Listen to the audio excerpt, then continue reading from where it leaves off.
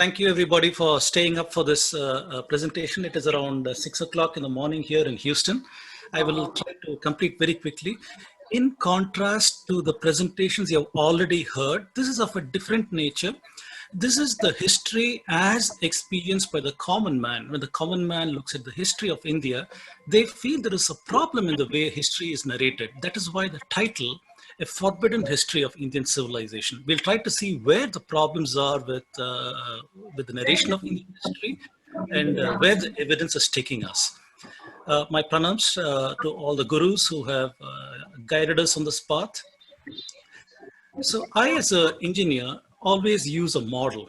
And I say that a model should be able to communicate good information about what we want to do.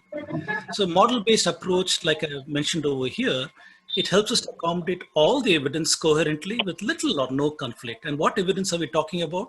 We are talking about evidence from archaeology, from genetics, from epigraphy, coins, literature, oral records, sciences, scripts, astronomy, paleontology, paleobotany, religion, philosophy, arts. We have so much of data from the Indian civilization. And if there is a model for the Indian history narrative, I'm saying that all these data points should be used to fit the model coherently. If the data does not fit the model, then a red flag must go up and we must ask, why is the data not fitting the model? Is there a problem with the model that we have? Is there a problem with the data that we have collected? Is there a problem in the interpretation? Where are the problems in our history? This is what we ask. So to set the tone for my talk, this is the very generic slide that shows what is this forbidden history all about. So we are seeing that there's a mainstream narration that talks about Aryan invasion theory, and evidence-based narration is showing us out of India. And I'll try to show some evidence why I'm saying these things. The mainstream narration says Indian thought only impacted the East, whereas we can show Indian thought impacted East and West. They tell us that the Indian civilization is recent after Harappa, then the Vedic people came from Central Asia, but we can show that Indian civilization is ancient. They tell us Indian thought borrowed from Greeks and Babylonians, but we can show that Indian thought seeded the Greeks and Babylonians. They tell us that we are mostly Aryans, Dravidians, and tribal people. However, we can see that the identities are manufactured if we go at the genetic level. And they also say that Vedic culture is responsible for widespread poverty because of the social structures and so on and so forth. We can show that invasions are responsible for the widespread poverty. So I have made a table over here, and the question is, can we examine the models used for this narration and look at the evidence from various areas and see what is going on? So I'm making a claim over here. I'm saying that there are 5 agencies that are subverting Indian history today. So if we say the Indian identity means our history plus our culture plus our heritage plus our beliefs, we can see that through our recent history of our narratives, we have had history and ideology that has subverted our identity. So I'm talking about first the colonial historiography, where they have subverted Indian history, followed by the Eurocentric ideology, followed by the vested interests, the liberal academia bias, and the Marxist. All these agencies have worked to subvert Indian history. And we can ask the question, so why is Indian history distorted by these 5 agencies? And we see that early colonial historians are motivated by a desire to uphold the Bible chronology. Second, when William Jones and others found the commonality between Latin, Sanskrit, and Greek, they wanted to find out, where are the European people from? Are they descended from the Indians, or are they separate people? And so linguistic analysis was used, and the so-called Proto-Indo-European language Homeland was proposed in Central Asia, because of which Aryan invasion theory came about, and Dravidians are supposed to be different people. Missionaries came with the colonialists, and they desired to convert all of Indians, not just Southern Indians. Today, we have a left liberal academia, which is privileging some alien sociological lenses, and they study Indian culture and history. And there's also a Marxist desire to subvert Indic identity today. In fact, it has gone to such a great extent that even in recent times, it is fashionable for corporate leaders to come and say, our culture is the reason we have not progressed. So they say that the culture of the last 3,000 years, as highlighted over here in yellow, trying to say this is the reason why we're not progressed. So such strange identities and values are common in today's narrative of history. And I think all of this has come because of these 5 forces that have distorted our identity. And that's what we're going to see. So the first question I'm asking is the colonial ideological narrative. So they came with a young chronology for India to fit Bible chronology. And we know it started with when William Jones came to India. He's a founder of Asiatic Society, and he found the common roots in Sanskrit, Greek, and Latin. He was the first person to propose Aryans as a people, and he also distorted the available Puranic chronologies. So when they had to write a history of India, he started with the Puranic chronology. If you look at Kota Venkatachalam and others, earlier Puranic chronology matched with the Nepal, Kashmir king list. Perfect synchrony was there in the king list. However, after the anchor dates were found for Sandrakotos, Chandragupta Maurya, Buddha, Adi Shankara, and so on, the synchrony has been lost, and even today it's irreconcilable. We find that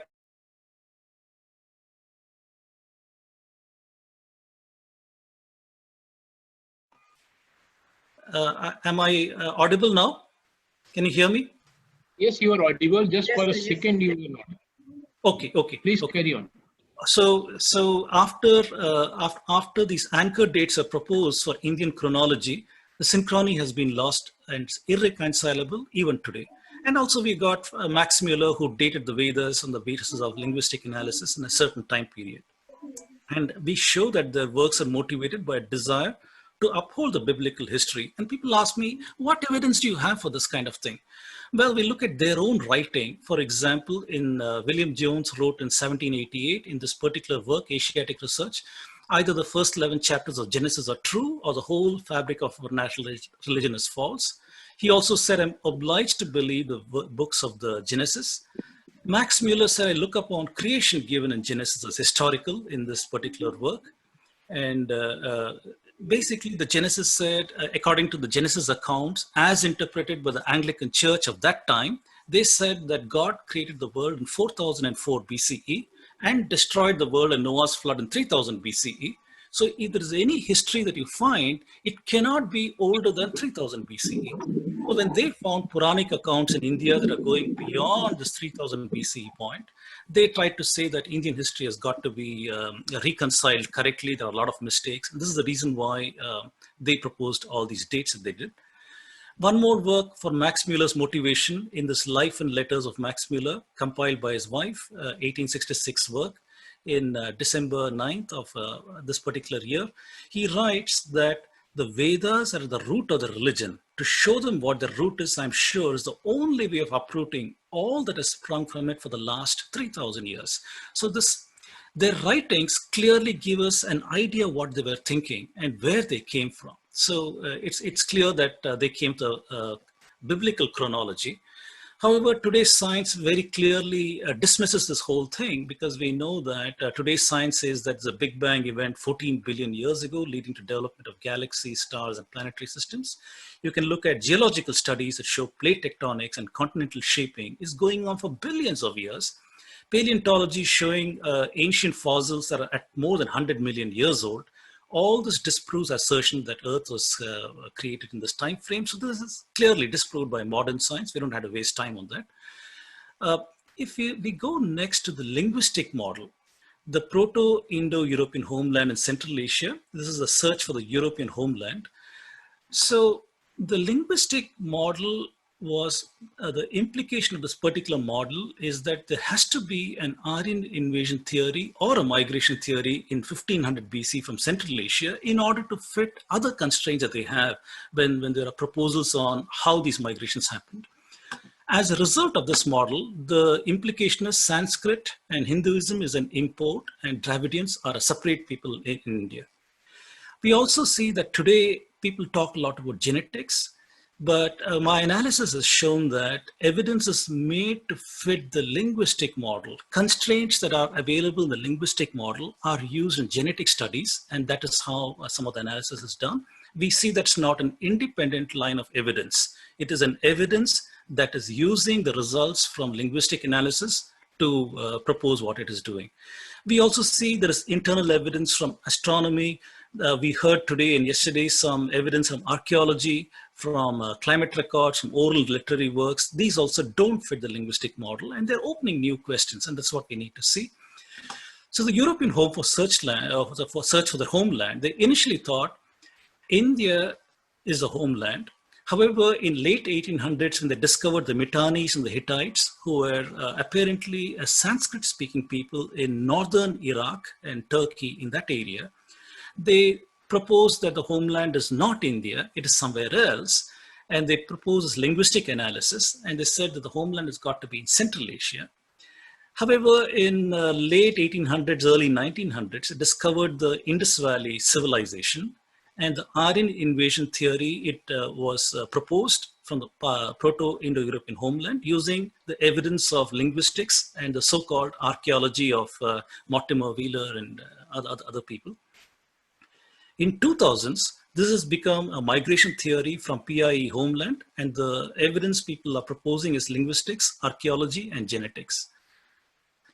So today we know that this is the model proposed for languages, where there is a proposed ancestral language called Proto-Indo-European, from which the proposal is Balto-Slavic, Germanic, Celtic, Italic, Hellenic, Indo-Iranian have been derived, including Tocharian. And from these languages have arisen Iranian and the Indic family, and from the Indic family, Sanskrit and the Northern Indian languages, including Sinhalese. These are supposed to have arise. And I'm suggesting that such a model is an idealization. And we have to see some of the things over here. As one example, I'm giving an idea of how this Proto-Indo-European language reconstruction was done with the example of the wheel. Even today, if we go to Indian villages, we see this very familiar bullock cart with a wheel. In Mohenjo-daro, Harappa, we see the same wheel is shown in archaeological finds, including in the Vincha culture. If you go to Ukraine, you see the wheel present over there also. So any civilization or culture that has got the wheel must have words for that technology in that language. So we are seeing what is the reconstruction for Old Sanskrit, Latin, Greek, Hittite, and Tocharian. For wheel, the word is chakra in Sanskrit, rotum in Latin, kuklos in Greek. And for yoke, it is yoga, yugam. For nave or hub, nabya or umbilicus, axle is aksa or axis. So the proposal that people are saying is the Proto-Indo-European language, there was a word called kweklo. Whenever there's a star in the word, it means it's not a real word. It's a reconstructed word through academia from some later evidence. So this reconstructed word kweklo gave rise to a Proto-Indo-Iranian language, a word called kekro, again with a star, meaning there is no evidence for this. It's a reconstructed word that gave rise to the Sanskrit word called chakra. So this is just one instance that I'm showing how the reconstruction was done. Reconstruction was done using Sanskrit, Germanic, and some of the old European languages. But remember, the oldest is Latin, and there's nothing older than that. So such reconstruction was done primarily using Sanskrit. From Sanskrit, they worked backwards and said there's got to be through the route of Indo-Iranian, from Indo-Iranian to the route of PIE, what the words were. So this is the nature of reconstruction that is done, which is already raising flags to see where is the evidence for such a Proto-Indo-European language. So since 1950s or so, there's an attempt to fuse linguistics and archaeology, and these are the two main figures today, Maria Gimbutas and Colin Renfrew. Maria Gimbutas came with Kurgan or Steppe hypothesis, where she said that the language expansion happened in 3 waves from Central Asia, from 4000 BC to 1500 BCE. Colin Renfrew was an opponent of this theory, and he said Anatolian hypothesis. He said agriculture was invented in Turkey, and the spread of agriculture is what gave rise to the spread of languages. And so today there are some people who say genetics is favoring the Kurgan or the Steppe hypothesis. And in very brief detail, it says that between the Caspian Sea and the Black Sea, the Yamnaya culture, so these are the people who apparently spoke the Proto-Indo-Iranian European languages, and they started spreading out once they domesticated the horse. Once they domesticated the horse and they got the wheel and they had swords, and so they were able to spread that culture and conquer people. So by 2500 BC, they spread to the west, becoming the corded ware people, to the east, Andronovo people. And by 1500 BC, they're spread all over Europe, and also the BMAC culture in India. You also see Babylonians, Hittites, Mycenaeans, Egyptians, and so on. And here you see the tail end, they have entered into India, Sindh, and other areas. And this is the beginning of Aryan invasion theory for us. And by 500 BC, they're spread all over the Ganga plain, and they become the Indo-Aryan people. And you see the appearance of the Dravidian people also over here. So this, in very brief, is the Kurgan or Steppe hypothesis. And the Aryan invasion theory can now be defined as bands of male warriors from Central Asia invaded or migrated to India around 1500 BC. They are said to have replaced the existing civilization, brought an entirely new Vedic religion, Sanskrit language, Vedic ecosystem, and so on. There are a lot of scholars who have been rebutting the linguistic model, and I'm not an expert in these areas, but I will just propose two people who I think have proposed a very strong defense. Their works don't find mention in mainstream narratives because there's a tendency today that if it does not fit the main narrative, these speakers are put outside and saying they're fringe people or ideological scholarship and so on, which is a dishonest way of scholarship in my opinion, because one has got to examine the evidence. One has got to examine the evidence and see where it is going. So Srikant Thalagiri, his books Rig Veda and recently Genetics and Aryan Debate, Early Indians, where his thesis is if there is a Proto-Indo-European homeland, he's saying it can only be in Northwest India. It cannot be in Central Asia, and he gives very strong reasons why that is the case. We cannot go into the details in this 1 hour talk.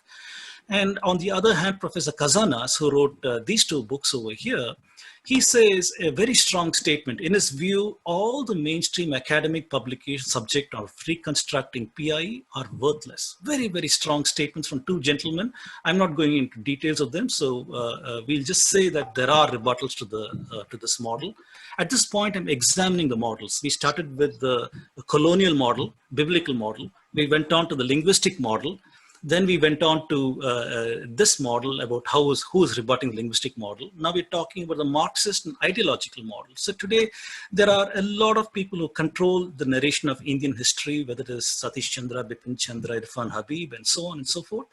So they uphold the Aryan invasion theory and they disregard the internal sources, in a sense, by trying to place them conveniently in kinds of places with circular arguments. One has got to have independent lines of evidence if you're trying to propose that a certain text belongs to a certain time frame.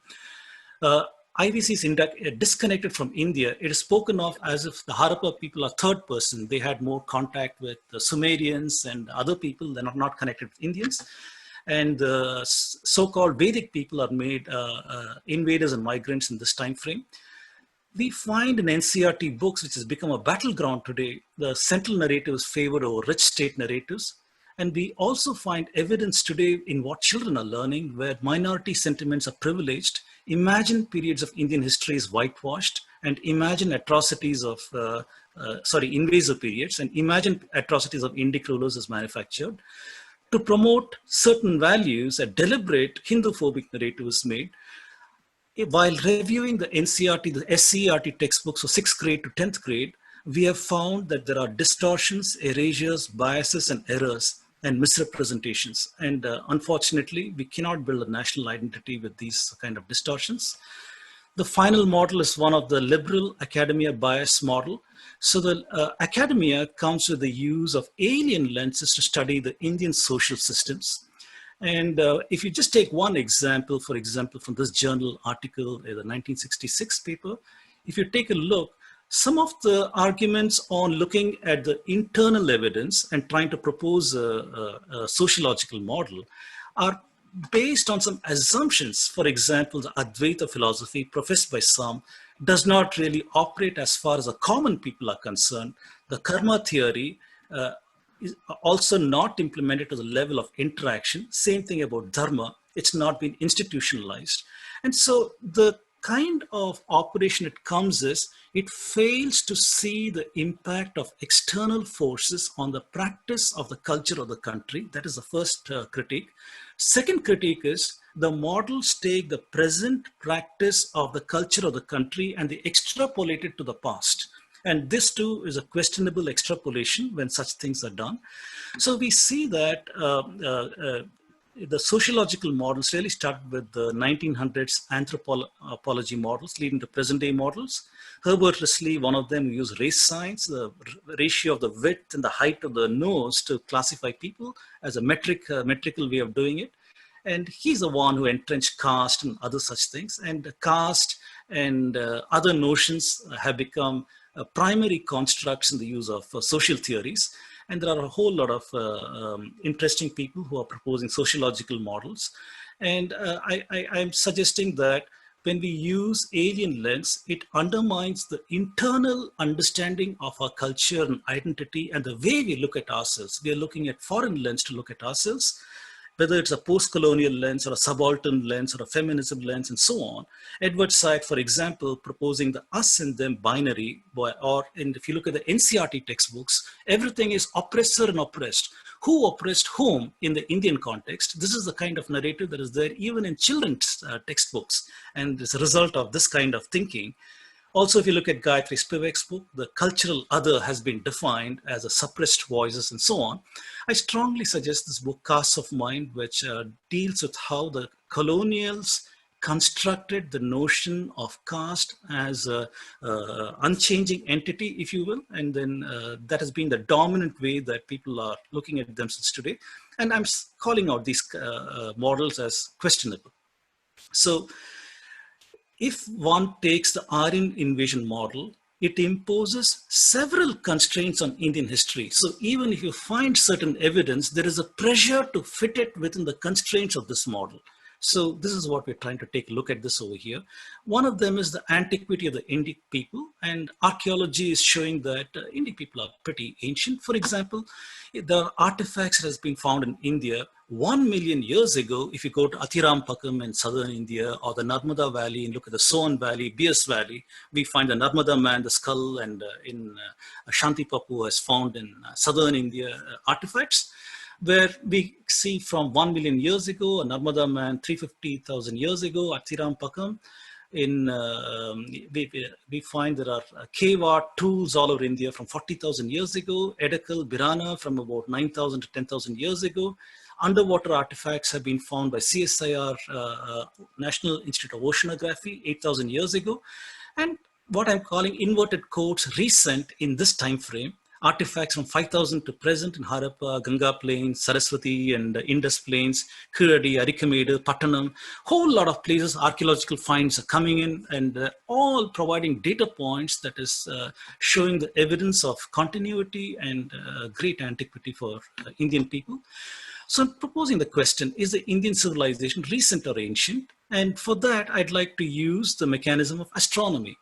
And I've talked about astronomy at length in my earlier talks, so I'm not going to go deep into this.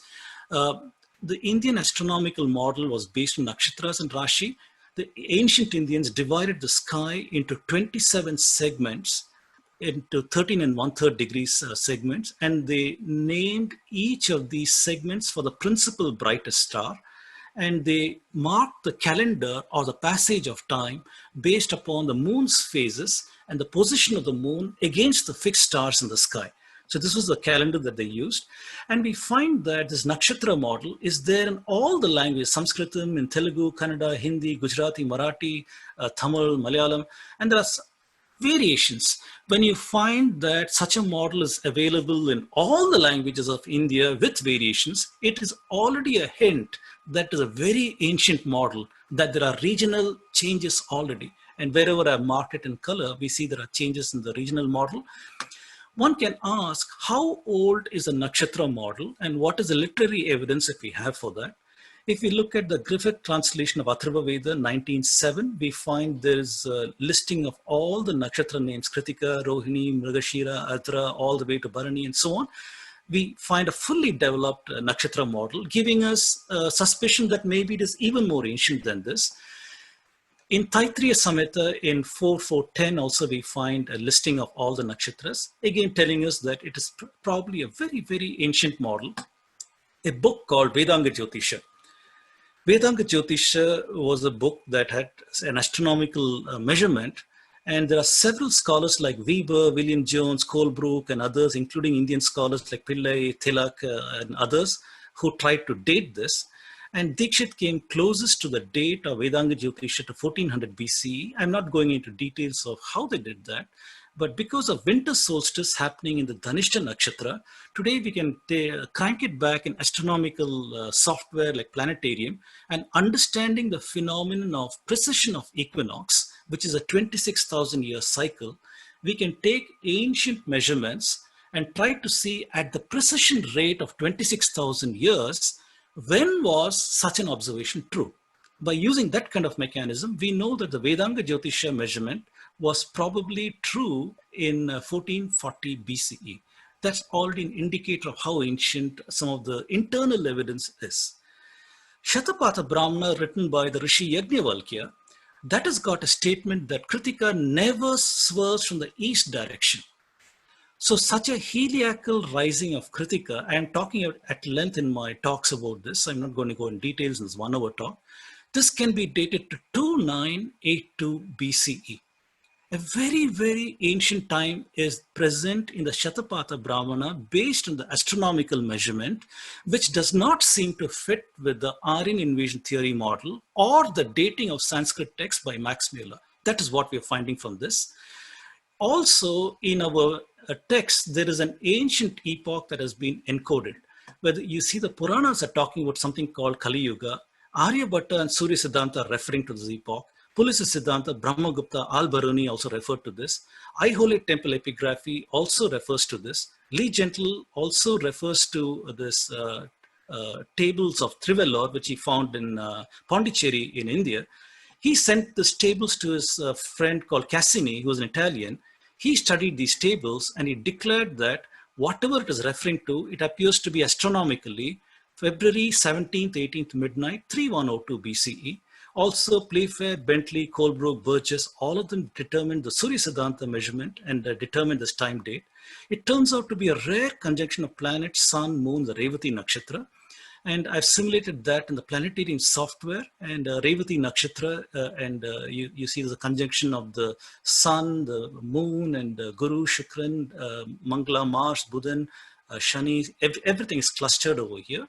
And this date comes out of 3102 BCE. Now, I'm not going to say, is this the beginning of Kali Yuga? That is separate. The important thing is, such a data point is present in all the Indic texts that I just mentioned, studied by many, many scholars. And there appears to be an ancient measurement that is sitting out there, which is again against the so-called Aryan invasion theory model. There is in Rig Veda, I'm not going to go into details about this. In Rig Veda, there are some statements which has been decoded by Balagangadhar Tilak as well as Abhyankar with regard to the era of the goddess called Aditi, who is the mother of all the devas. And they decode this as vernal equinox happening in the Punarvashu nakshatra, just primarily based upon the decoding of that text over here, which we can crank back in the astronomy calendar, going to an astounding 6000 BCE that goes against almost everything that we have seen, whether material evidence or not. There appears to be such a statement in the Rig Veda, which can be dated to this kind of a statement. There is also something with regard to the Surya Sanjana story, as well as the birth of the Ashwinis. Several Rig Veda hymns are there, as well as in some Puranas, these statements are there. This story of the Ashwinis, the story of Surya, Sanjana, Chaya, and others can be decoded once again astronomically, again proposed by Balagangadhar Tilak and Professor Abhyankar.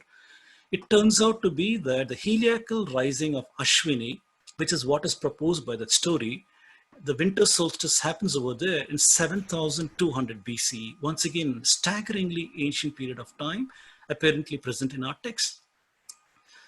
There is an observation of Swati, which is a star called Arcturus, in the Surya Siddhanta. And this also can be decoded. And for this, I'm referring to this book by History of Indian Astronomy. Please take a look at this one. And it turns out that Swati, the star called Arcturus, is one of the fastest stars which has something called proper motion. Stars are also moving with respect to us. And the position of that star changes by 2 arc seconds a year. Surya Siddhanta has got a measurement of Swati. We can exactly figure out where is Surya Siddhanta saying Swati is in the sky. So the modern position of Swati is 1 degree off compared with ancient Greek records. So using this rate of change, we can infer that the Greek record is 1800 years old. If you compare the Surya Siddhanta position, Swati is off by 6 degrees. 6 degrees works out to 10,800 years or 8,000 years from present. So this is a staggeringly old data that appears to be contained in Surya Siddhanta. I'm not saying all of Surya Siddhanta is so old, but there are layers to it that appear to be very, very ancient and modified in subsequent periods. So I'll skip this about this one. Bottom line is many instances of interest can be dated with the internal evidence encoded in the text, and we are observing some ancient periods over here. We can use the astronomy argument to rebut the Aryan invasion theory model. For example, we find that Max Mueller had proposed the Chandas period, Mantra period, Brahmana period, and the Sutra period. He said the earliest books of Rig Veda is the Chandas period, 1200 to 1000 BCE. Remaining books of Rig Veda in the Mantra period, 1000 to 800 BCE. Brahmana period, Sama, Yajurveda, Samhita, Aranyakas, Upanishads were all in this 800 to 600. And all the Vedangas, whether it is grammar, meters, Chandas, Vyakarana, everything came in Sutra period, 600 to 200 BC. This is what he said. However, in astronomy, I've not gone into detail, but I've shown that Colebrook is showing that Vedanga Jyotisha must be dated to 1400 BCE. So if a Vedanga Jyotisha is here, where is 1400 BC and where is Sutra period of Max Mueller at 200 BCE? We saw Kritika in Shatapatha Brahmana at 2982 BCE. Where is that and where is Brahmana period at 800 BC? We saw Rig Veda has got Aditi and Ashwinis in this time frame, but then according to Max Mueller, the dating is so on. So what we are seeing is, although some dates have been proposed and have become mainstream in the narrative, we are finding internal evidence of more ancient instances. So when Colebrook came with this time frame, he confronted Max Mueller. A lot of other scholars confronted Max Mueller and asked him, what is this periodization you've done if Vedanga Jyotisha is in this time frame? So when he's confronted with the skepticism, he only accepted Colebrook's date for Vedanga Jyotisha. It is available in this book on ancient Hindu astronomy. And he said, I'm going to discard all the evidence as unreliable. So when somebody dismisses evidence and says unreliable, one has got to have strong reasons to do that. And I think that such a criticism has not happened yet, such a critical evaluation. So such views are flaunted even today by some Indian scholars. I've had the occasion to talk to some professors about the Indian astronomical evidence, and they dismiss it saying it's not reliable. So one has got to be careful with such a dismissal. From that, I'll go I think I have some more time, to the genetics model. Today, a lot of people are talking about genetics. So what have I done so far? I've taken the proposal that there is a forbidden history of India. I gave a table, said here is the mainstream, here is where it is going.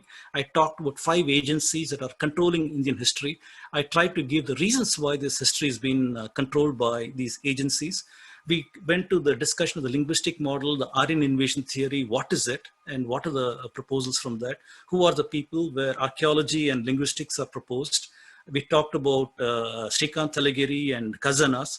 From that, I went to the Indian astronomical model, and I showed that very, very quickly there are some measurements in Indian astronomy that are going against the supposed notions of Aryan invasion theory. Today, genetics is what people are using to apparently prove this theory. So the question is, can ancestral DNA determine ancient ancestral migrations? That is a question. And people have used Y chromosomal research, maternal mitochondrial DNA research, as well as genome-wide research happening today. It's a very specialized multidisciplinary field. It has got a lot of specialties, like there's a field worker who collects the DNA from saliva swabs, lab specialist who tries to process these samples and get the readings of the DNA segments and so on, bioinformatician who proposes the mathematical models for migration, programmer who programs these models, applied mathematician who comes with algorithms and tries to converge these things, finally a professor or somebody who interprets the results. So it is a multidisciplinary field where one person does not have the expertise through all these things. So that is the bottom line. So I have shown my personal opinion over here, confidence level with the genetics methodology. Three main things can be talked with genetics. One is you can say, does the subject carry a genetic marker or not, based on the differences in the genome? That is a very precise thing. If I come and say, I'm carrying a certain marker and that gentleman does not have a marker, there is no dispute about that. That can be measured. So no problem about that.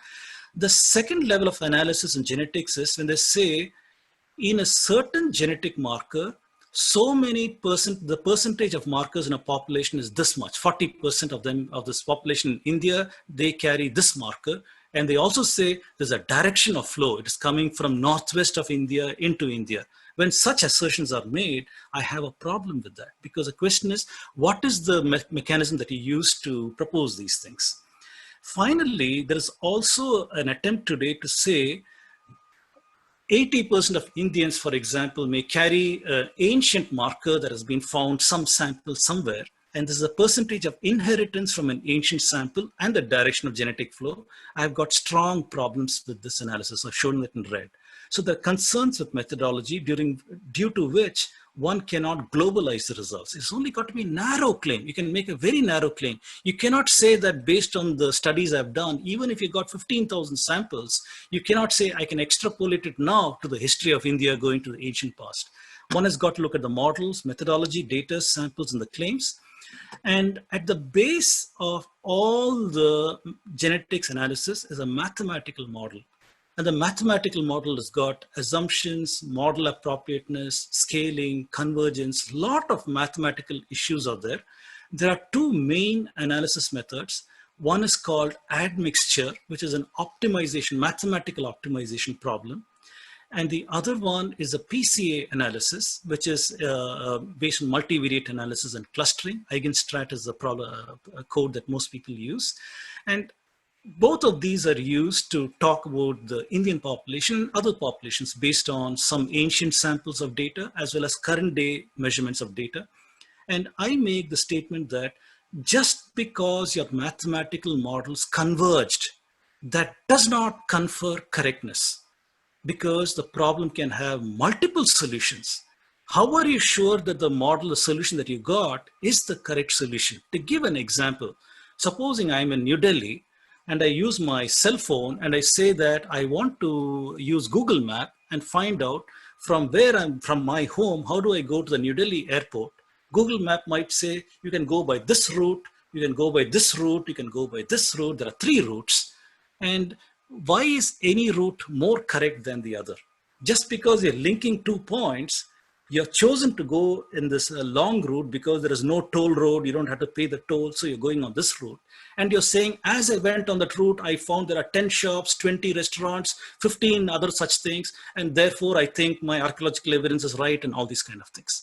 So the question is, how is that necessarily right? If you're gone on the second route, you'd have found a different set of mathematical numbers. If you went to the third route, you'd have found a different set of mathematical numbers. So the question is, there are multiple solutions.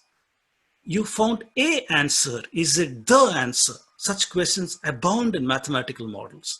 So this is a very important critique that we need to keep in mind when we look at genetics results.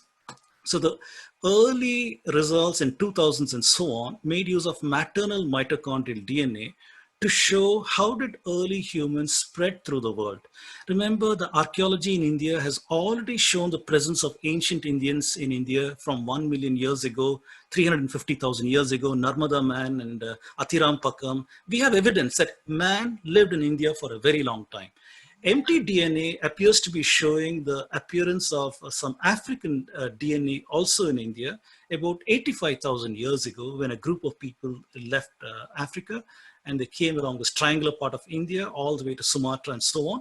It's a 10,000 year migration. This is not just a group of people walking and so on. It is a long migration route. The other kind of analysis people have been doing is from the male. The maternal mitochondrial empty DNA was one kind of analysis that showed a very ancient migration cycle. But that could not address the language issue, which is more recent, 4,000, 5,000 years ago. So people said, why don't we use the Y haplogroup, which is basically from the male chromosome, the gender chromosomes XX and XY, from the Y chromosome. In India, most people say that there are four major groups: the L haplogroup, the R1A, the J2, and the H. And this is from a paper from these people over here in 2006. These people say R1A, which is the main bone of contention for the so-called Aryan invasion theory, has got maximum density in this part of India, Uttar Pradesh and other such places, and decreasing outward, and also a density in this part of India. Central Asia is sitting over here, by the way. Central Asia is over here. And the J2H different models where they're available. I'm just showing this as an example of the models and the results they are giving. If you use mtDNA, if you use Y haplogroups, we're already seeing two different things. If I take another study, this study is from 2018. This one also shows that in North India, East India, West and South India, there are some percentages of R1A, H, L and J2, what we have just seen. But the percentages are different. If you go to this earlier study and we compare with this study, you see that the percentages are different. So it shows that if different studies are showing different percentage of markers, there are issues with the sampling, the data size, and so on. This is what I want to highlight. Just because a paper comes, it does not confer some kind of correctness, even if it came from Harvard or elsewhere. We have to critique some of these things. There are multiple opinions on where R1A came from. If you look at many of these researchers, Bashu, 2003, Kevisel, 2003, Cordew, Sengupta, Tansim, all the way to Thangaraj in CCMB, Hyderabad, 2010. For the R1A, different people say different things. Some people say Central Asia, Southern Asia, Central Asia, North India, Southern Asia, South Asia. So there is a difference of opinion. And however, the majority seem to be saying it appeared in Southern Asia. So the bottom line is mtDNA or the Y chromosome seem to indicate an Indic origin, and it fails to validate the linguistic model. So this is as of 2010. Now, in recent times, Professor David Reisch from Harvard Medical School has been proposing, let us not look only at the X chromosome or the Y chromosome, let us look at the genome-wide, because we've got 22 pairs of chromosomes and one sex chromosome, gender chromosome. Why don't we look at the autosomes, which are the 22 chromosomes, genome-wide, and then try to see, is there some measurement there that can tell us about ancient ancestral migrations? So in this book, Who We Are, How We Got Here, he lists some of these things. As far as R1A Z93 is concerned, the claims that they make is Central Asians and Indians have got a common ancestor 4,000 years ago, according to David Reisch. If you look at a different paper by Lecourt in France, again, I think this paper is 2015 or so, he says Central Asians and Indians have a common ancestor 15,000 years ago. So where is 15,000 and where is 4,000? I deliberately chose two papers that show extremes, where David Reisch is saying 4,000 years, another man is saying 15,000 years. So who are we going to believe? Two results, two extremely different answers for where is the common point, the most common recent ancestors. So in 2018, David Reisch's group came and said the most extensive study they've done based on genome-wide research is that approximately after 7000 BCE, Iranian pastoral farmers came into India and settled in northern India and in southern India. Southern India, they became the ancestral South Indians. And northern India, they also mixed with the Central Asians who came into India, 2000 BC or so on, and they formed the ancestral North Indians. And the mix between ancestral North, ancestral South has given rise to the populations today. That is their claim. However, when this paper was presented, I gave a lot of talks where I critiqued this, saying that the internal evidence is absent in these works. What is the internal evidence? The Vedas, Puranas talk about the Anu and the Drihyu who migrate out of India. Where is such an evidence present over here? The Vedas and the Puranas, Bhagavad Purana, Vishnu Purana, Vayu Purana, Brahmanda Purana, Matsya Purana, Rig Veda, and these verses, all of them are talking about the Anu and the Drihyu going out of India.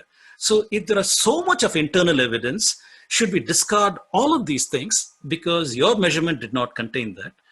Secondly, we know that the Saraswati dried up in 1900 BCE. We also know there was a 200-year monsoon failure in northern India, approximately in the same time frame, 2000 BCE. And this resulted in outward migration. I'll show some evidence for that. That outward migration is also not captured by this result. And I questioned these things when this paper came out, and several of my talks, which are available on YouTube, questioned this particular model. Well, in 2019, the same group, they modified their earlier result. They said they took 11 additional samples in cultural contact with the Harappan people at Iran, and they invalidated their earlier claim. Their earlier claim was that Iranian pastoral farmers came into India 9,000 years ago, and they said that is no longer true. They said that our data, because of this, is showing that is not true. However, they said still there is migration from Central Asia into India around 2000 BCE, and that is available in this particular paper in Science, Narasimhan and others. Please take a look at this paper. Then we also have this paper, a recent paper from Dr. Vasant Shinde and other authors over here, Neeraj Rai and others, which was also written, co-authored with the same team. And their result showed that the Indus Valley, the Harappan sample, which they were able to extract out of great difficulty, they showed that the Harappan samples and the Iranian hunter-gatherers have got a common ancestor around 10,000 BCE. And the Indus sample seems to have some 15% of the Andamanese hunter-gatherer. So about 50 to 90, whatever percentage over here is a so-called Indus Valley cline, and the remaining portion is admixture from the Andamanese or hunter-gatherers. And they said that the Iranian hunter-gatherer and this has got a common ancestor, 10,000 BCE. And in this line, if you go further down, you find Anatolian farmer, which is the Colin-Renfro hypothesis. So we are seeing that the Indus people do not have Turkish ancestry. If you look at the Anatolians, it appears to be an Indian-based or the Indian subcontinent-based gene, according to Vasant Shinde and Neeraj Rai.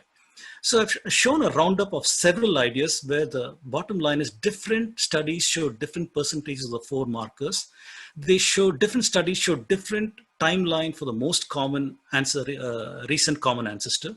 There is an impact of sample size, population and mix, impact of selected model, history aligned assumptions, assumed statistical parameters, impact of algorithm choices, impact of multiple solutions, questionable aligning of numbers alongside the narrative. And I'm saying that you cannot globalize the result. You cannot conclude a genetic inflow of India following a postulated Indo-European language expansion. And I'm claiming that with much larger sample sizes. How much larger? You can't say 15,000 samples is large. You can't say 1 lakh samples is large. As the number of samples approaches a significant portion of the population of present day India, we will get better resolution on percent markers in population and so on. Till then, one has got to say this is a restrictive study, that is all.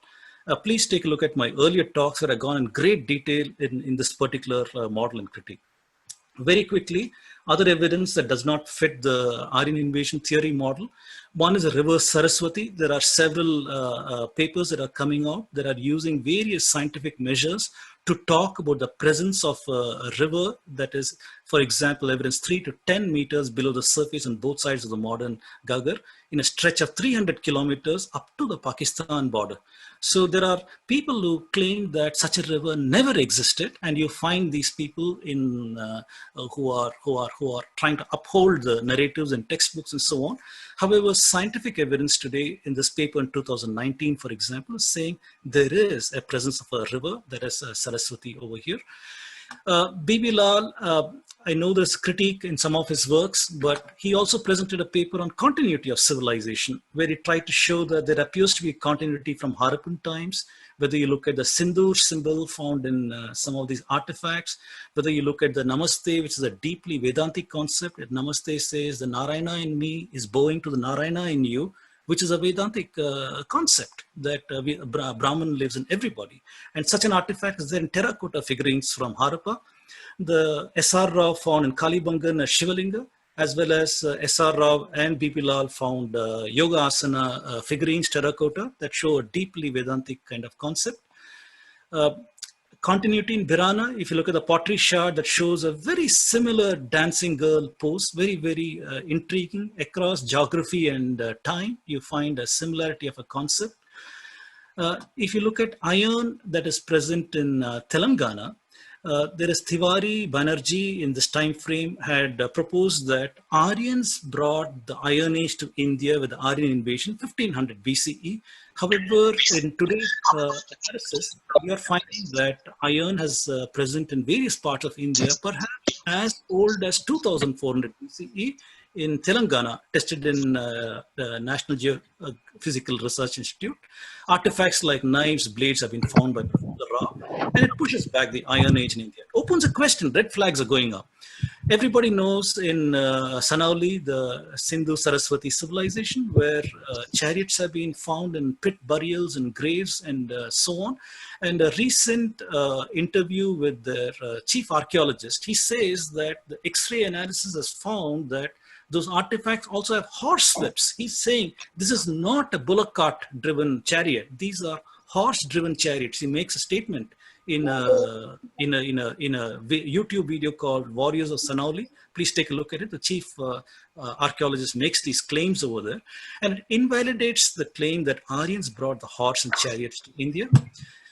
This is a very interesting paper from Birbal Sahni Institute of Paleoscience in, I think, May 2018, that is talking about paddy cultivation from the Ganga plain. And they say in their results that up to about 9,000 years ago, there is some evidence that paddy has been cultivated in India. It invalidates the claim that agriculture was invented in India and Turkey in 7,000 BC spread to India. This is a paper that was highlighted by Dr. Premendra Priyadarshi, and this is from Genome Biology in a certain 2007 timeframe. It talks about mouse migration. So when the researchers over here try to see where is the ancestor for the common house mice, they found that the ancestor happens to be in India based on genetic analysis. And from India, it migrated to Madagascar, to Northern Africa, to Europe, to China, to Southeast Asia, and elsewhere. And that common ancestor lived about 12,000 years ago. So that fits very well with the notion that if you have paddy, if you store paddy in your storeroom, mice are going to come there. And as paddy is exported to other parts of the world, mice are also going to go along. So by taking a look at this earlier result over here about paddy cultivation in India 9,000 years ago, and by taking a look at mouse migration, we can put two and two together and propose that maybe even the export of agriculture from India is what led to mouse migration. Another recent paper that came out in 2019, the familiar humped bull of India, Zebu cattle, has been found in North Iraq in 2200 BCE, and it suddenly appeared in the time frame. If you look at the artifacts that they found several artifacts over there, various time frames, but 4,000 years ago, suddenly the artifacts of the Indian bull went up quite a bit. And this fits very well with the 200-year monsoon failure that happened in India around 2000 BCE, 4,000 years ago, during which time Indians must have migrated to all parts, whether inside India or outside India, also to West Asia, taking their valued possessions, the bulls, along with them. These are drought-resistant animals. They're very important for the economy over there. So this is present in this paper in 2019. This is the same paper, IVC, and 4.2 years ago. And I also put over here the Akkadian seal of 2200 BC from the French Museum. And this shows the Indian longhorn buffalo. Apparently, this was so important in their culture that we even find the seal, Akkadian seal, that is showing that. And this again is in that same time frame. So you can take a look at this paper that says that the introduction from the Indus Valley happened approximately 4,200 years ago, followed by a widespread multi-century drought in India. So some more empirical evidence of an advanced Indian civilization, talking about antiquity and knowledge systems. I'll try to wind up in the next few minutes. So please take a look at my earlier talks, Indian Civilization Untold Story and Revisiting Indian Civilization, where at great length I've talked about these things. There is evidence that the Rishi culture in India, which is completely neglected in Indian texts because apparently the claim that there is no evidence that they existed. However, their writings are present. The internal evidence talks about these Rishis. So the Indian knowledge system has been divided into Shruti, Smriti, and all of the knowledge systems has been, can be thought about here. For example, Smriti, Darshanas, Vedangas, grammar, meter, astronomy, rituals, Itihasa, Shastras, Puranas, Kavyas, Bhashas, Sutras, Nibandhas, which covers politics, medicine. A lot of Indian knowledge systems encompassed in the works that have been present by multiple authors spread over many, many hundreds of centuries. That is the bottom line. We also see empirical evidence of this culture widespread from India to Central Asia to Europe to Southeast Asia. If you look at the roots of medicine, I'm not going to read all these things, whether it is in, we see the roots in Atharva Veda, which is what led to Ayurveda, whether it's a works by Charaka or Shushrata Samhitas, we see knowledge systems coming there. In my earlier talks, I've shown evidence of this knowledge appearing in the Mitannis, Hittites, Chinese, and the Egyptians, and even medieval Europe that depended on drugs from India. Arab medicine was based after Bin Qasim's invasion of Sindh. This knowledge system went to West Asia, and from West Asia, it went into Europe, and we can show all the various data points that prove these things. Roots of mathematics, we see Sulba Sutras of Baudhayana that has got knowledge of geometry, square roots. By Aryabhata's time, you see trigonometry, spherical geometry, algebra. Surya Siddhanta that shows, today's Surya Siddhanta at least shows intricate knowledge of mathematics and astronomy. It also refers to 18 extinct Siddhantas that are no longer available. Brahmagupta, we see a lot of people, including going up to Ramanujam, who continue the tradition of Indian mathematics, deep results in infinite series. Roots of music also, we see the roots of music can be traced to Samaveda, where the 3-tonal liturgical music gave way to the 5-tone music, 7-tone music, 12 semitone scales, as well as the 22 Shruti music of the Indian system. Musical intervals are based on chord ratio. Again, from Sulba Sutra, they use a rope and the knots over there to measure things and so on. Even ratios were designed using the strings. So the musical intervals are based upon the chord ratios. We find evidence that Pythagoras also used same chord ratios, and it's originator of Western musical tradition. Today, if you ask, why is it that the Indian system of Sari Gama Pada Nisa, as one example of a scale, why is the same thing present in Do Re Mi Fa Sol La Ti Do? Why is the spacing between the notes the same? Why is it the same? If it arose independently in different cultures, we might have expected variation. Why from sa, re, that certain step, that step was based on chord ratios. That's what I'm saying. Pythagoras used chord ratios for music. He considered it for divine purposes, as it was done in India, ancient India. He erected a statue for goddess of music in their culture called Muses, which is Saraswati in India. We find several evidences if we look at Western music traditions and their origins through Pythagoras to early Indian music from Samaveda. Talked about astronomy at length. Whether we look at the earliest astronomical evidence was not in Siddhanta or such texts, it was embedded in stories. So it is from stories that we must tease out what is the knowledge that ancient Indians had about astronomy. Then we also find heliocentric model in Shatapatha Brahmana as well as the Aitreya Brahmana. This was used 1,000 years later by the ancient Greek Aristarchus, which was lost afterwards. By the time we come to Aryabhatta, we find that he is able to have a model to eclipse, duration of eclipse, length of shadow of the earth, shadow of the moon.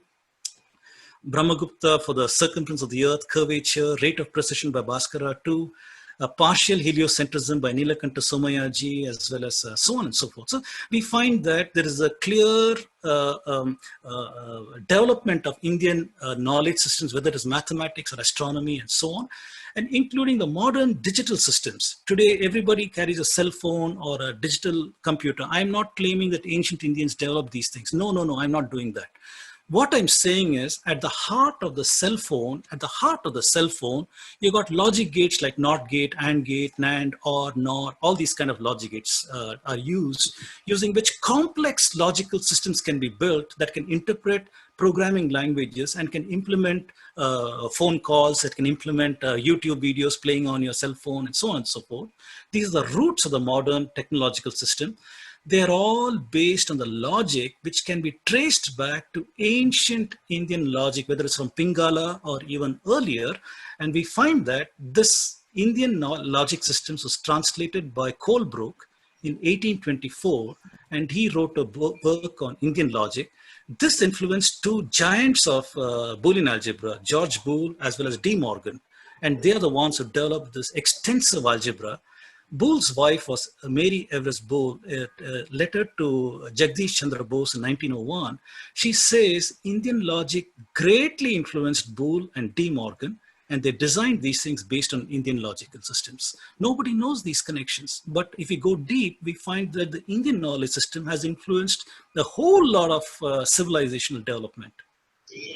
We have evidence of ancient universities in India. I'm not going deep into these things. I recommend this book by Radha Kumar Mukherjee, Ancient Indian System, as well as Apte's book, as well as Sahana Singh's got a monograph recently on these things. So, last section, I'll stop after this. There is also knowledge of outflow of knowledge from India. There's an allegation that India got all of its knowledge from Babylon and Greece. However, the evidence, I have identified 6 routes for knowledge transfer. People say, if you say knowledge went from India to other parts of the world, where is the evidence for that? Do you have any evidence? Who are the transmitters of knowledge? What is the route? And so on. We can see from a very ancient time, I talked about climate change migration, induced migration 2000 BCE, and how suddenly the Mitannis, Hittites, Elamites, Canaanites, and Babylonians, Egyptians, they started talking about Ayurveda. After 1800 BC, you see the Ebers papyrus, the Kahun papyrus, and the Nippur archive of medical letters in Babylon and other places did not exist prior to 2000 BC, came after that.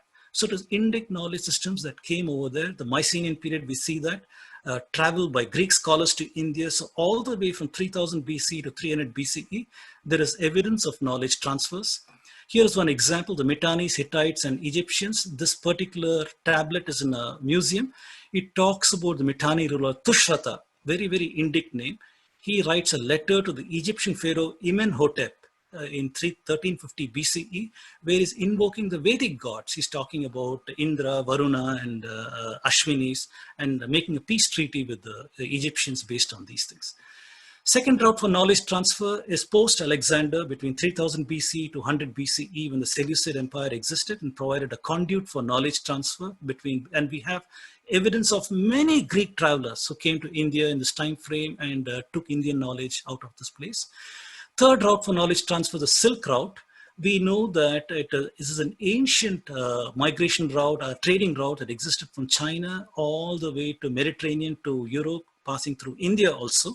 And one example is the Boer manuscript. Boer manuscript is the oldest available manuscript of Indian medicine, dated to around 200 or current era and so on, written in Gupta Prakrit script. It was found in Kashgar province, somewhere over here on the Silk Route. This is an evidence that Indian knowledge also was part of the trading between India to the rest of the world. So it went to China, Southeast Asia, Middle East and beyond in this particular time frame. We also had the Periplus of Erythraean Sea, where the Romans used to come from here, Mediterranean, there's a land route over here, and through the Red Sea, they come through various ports over here, and all the way from Gujarat to Kerala, Pattanam, to the east coast of India, they had trading contacts. We know about these things. We know what they traded. Drugs, Indian drugs, and pharmacies from west coast of India, where we had the Ghats, Western Ghats, where a lot of herbs are growing there. Himalayas, a lot of herbs are growing there. That formed the corpus of works that used to go from here to Roman lands. We know that. And I'm talking about this and more evidence for this in my talks. Then next we know during Muslim transmissions from 700 current era to 1600 current era, all the way 700 from Sindh through Afghanistan, through Arabia, through northern Africa, through Morocco to Spain. We have evidence of knowledge transmissions from India to this part of the world. We also know that Morocco. It was injected into Spain. Indian knowledge meaning Indian texts were translated from Sanskrit to Arabic and Persian. Arabic texts were injected into southern Spain, which was under the control of the Muslims at that time. Northern Spain was Christian, under the control of the Christians. And Toledo, translation school that only translated Arabic texts, which were translations of Sanskrit texts, into Latin. So this is the way Sanskrit to Arabic to Latin translations happened between the 10th century to 13th century, seeding the European knowledge systems on the way to the so-called Renaissance that happened later. The so-called flowering of the European thought was seeded by Indian knowledge systems. I've talked about that over here. The translation schools, 10th to 13th century, as well as colonialists who directly took Indian knowledge, 16th century to 20th century, Portuguese, Dutch, French, and British. And I think I will stop over here because we're running out of time. I also wanted to talk about why did the Indian civilization have a downfall? And if you take a look at the data from Angus Madison, as a percentage of the world economy, India had 33% of the world economy in the year 0 current era. And from there on, it has been on a downward decline until the time of the Mughals over here in 1500 current era, experienced a sharp decline over here, going to around 23% or so. And Maratha consolidation led to an upward swing over here. When the British took over, we experienced a strong downfall going to independence over here to the current times. And from 1990 onwards, India has been an upward swing over here. I've talked about this at length in some of my talks on why India became poor, to show that the economical systems and the invasions of India are what led to the downward fall of the Indian civilization. And it is not the social structures of India that caused such a steep decline. So the conclusion that I have is, for the forbidden history of India, we have a deep knowledge systems in India, high accomplishment in a wide range of fields, math, medicine, astronomy, grammar, arts, and architecture, evidence of highly cultured people from ancient times. Across India, there's evidence of cultural similarity. I didn't talk much about this over here. Evidence of knowledge transmission of the world. Archaeology appears to collaborate the antiquity scene in astronomy. For example, in Virana now, you got artifacts going up to around 9,000 years ago, 7,000 BCE. And so it is coming closer and closer to where the astronomy is saying. Astronomy is talking about ancient dates. Archaeology also appears to be coming closer to those dates. So antiquity plus knowledge system plus transmission plus high thinking is my claim that is an ancient civilization.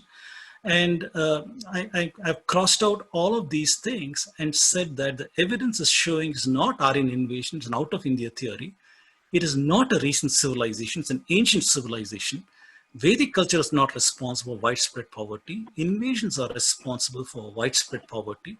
And Indian thought impacted the East and the West, and not just in eastern part of India.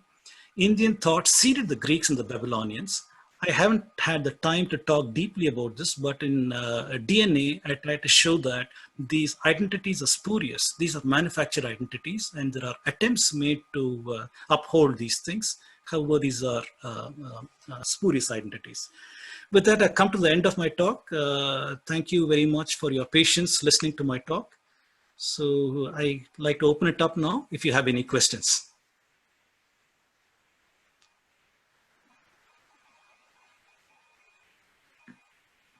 Sunil ji, please unmute everybody so questions can be taken.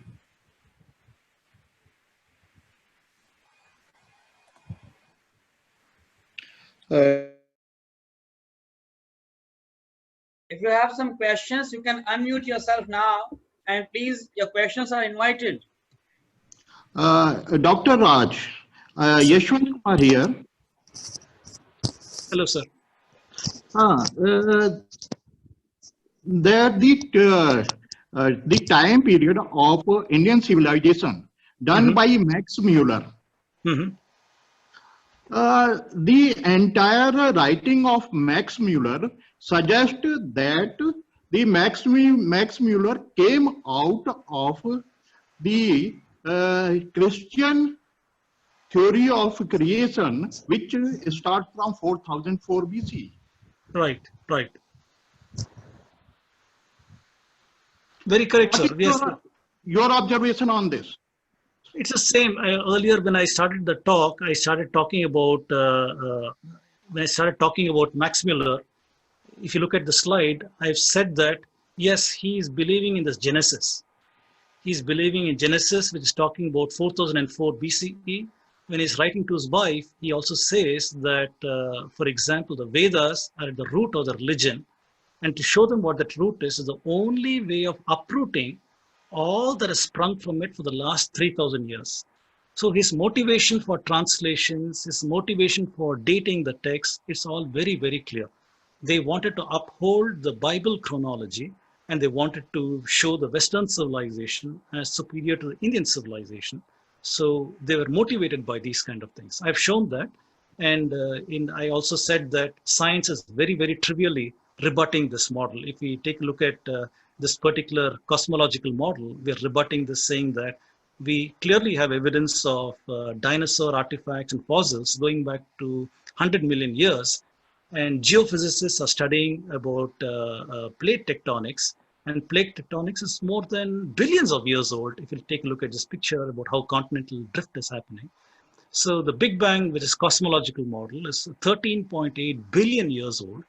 So clearly the Earth is not created in 4004 BCE. So the entire biblical model is rubbish, utterly rubbish. And he could not come out of that. He could not. He could not.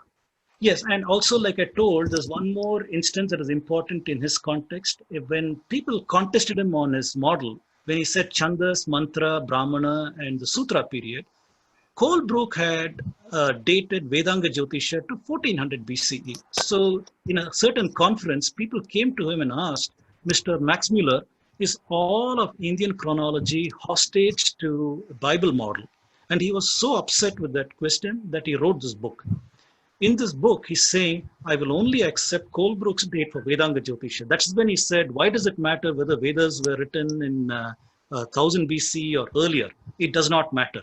It's what the wisdom it has is the same. So it was an admission of failure. It is not an admission of wisdom. So he was trying to defend his position towards the end of his career when people are confronting him with his chronology and how Indian astronomy contains data points much more ancient than what he's saying. So the strategy they adopted is, let us destroy the evidence. The evidence was destroyed by discrediting it, saying that the Indian texts are not reliable. By trying to say that, they essentially ensured that future scholars also will not consider the Indian text. That is what happened. I'm Deepti Pant Thank you, sir. from Kurgan, from Delhi. Yes, And please go on. I've been following your lecture for quite some time. Mhm. I am a professor of storytelling, and I've been researching on Natya Shastra. Mhm. And in Natya Shastra, what I see is something very important, and thank you for a couple of the slides. I hope you share your PPT. I hope you share your PPT. In Natya Shastra also, there are certain fundamentals of performances and music, which actually, if we compare it with Western dances, especially ballet and other Broadways, then we see the same kind of renaissance happening when you say the shift happened.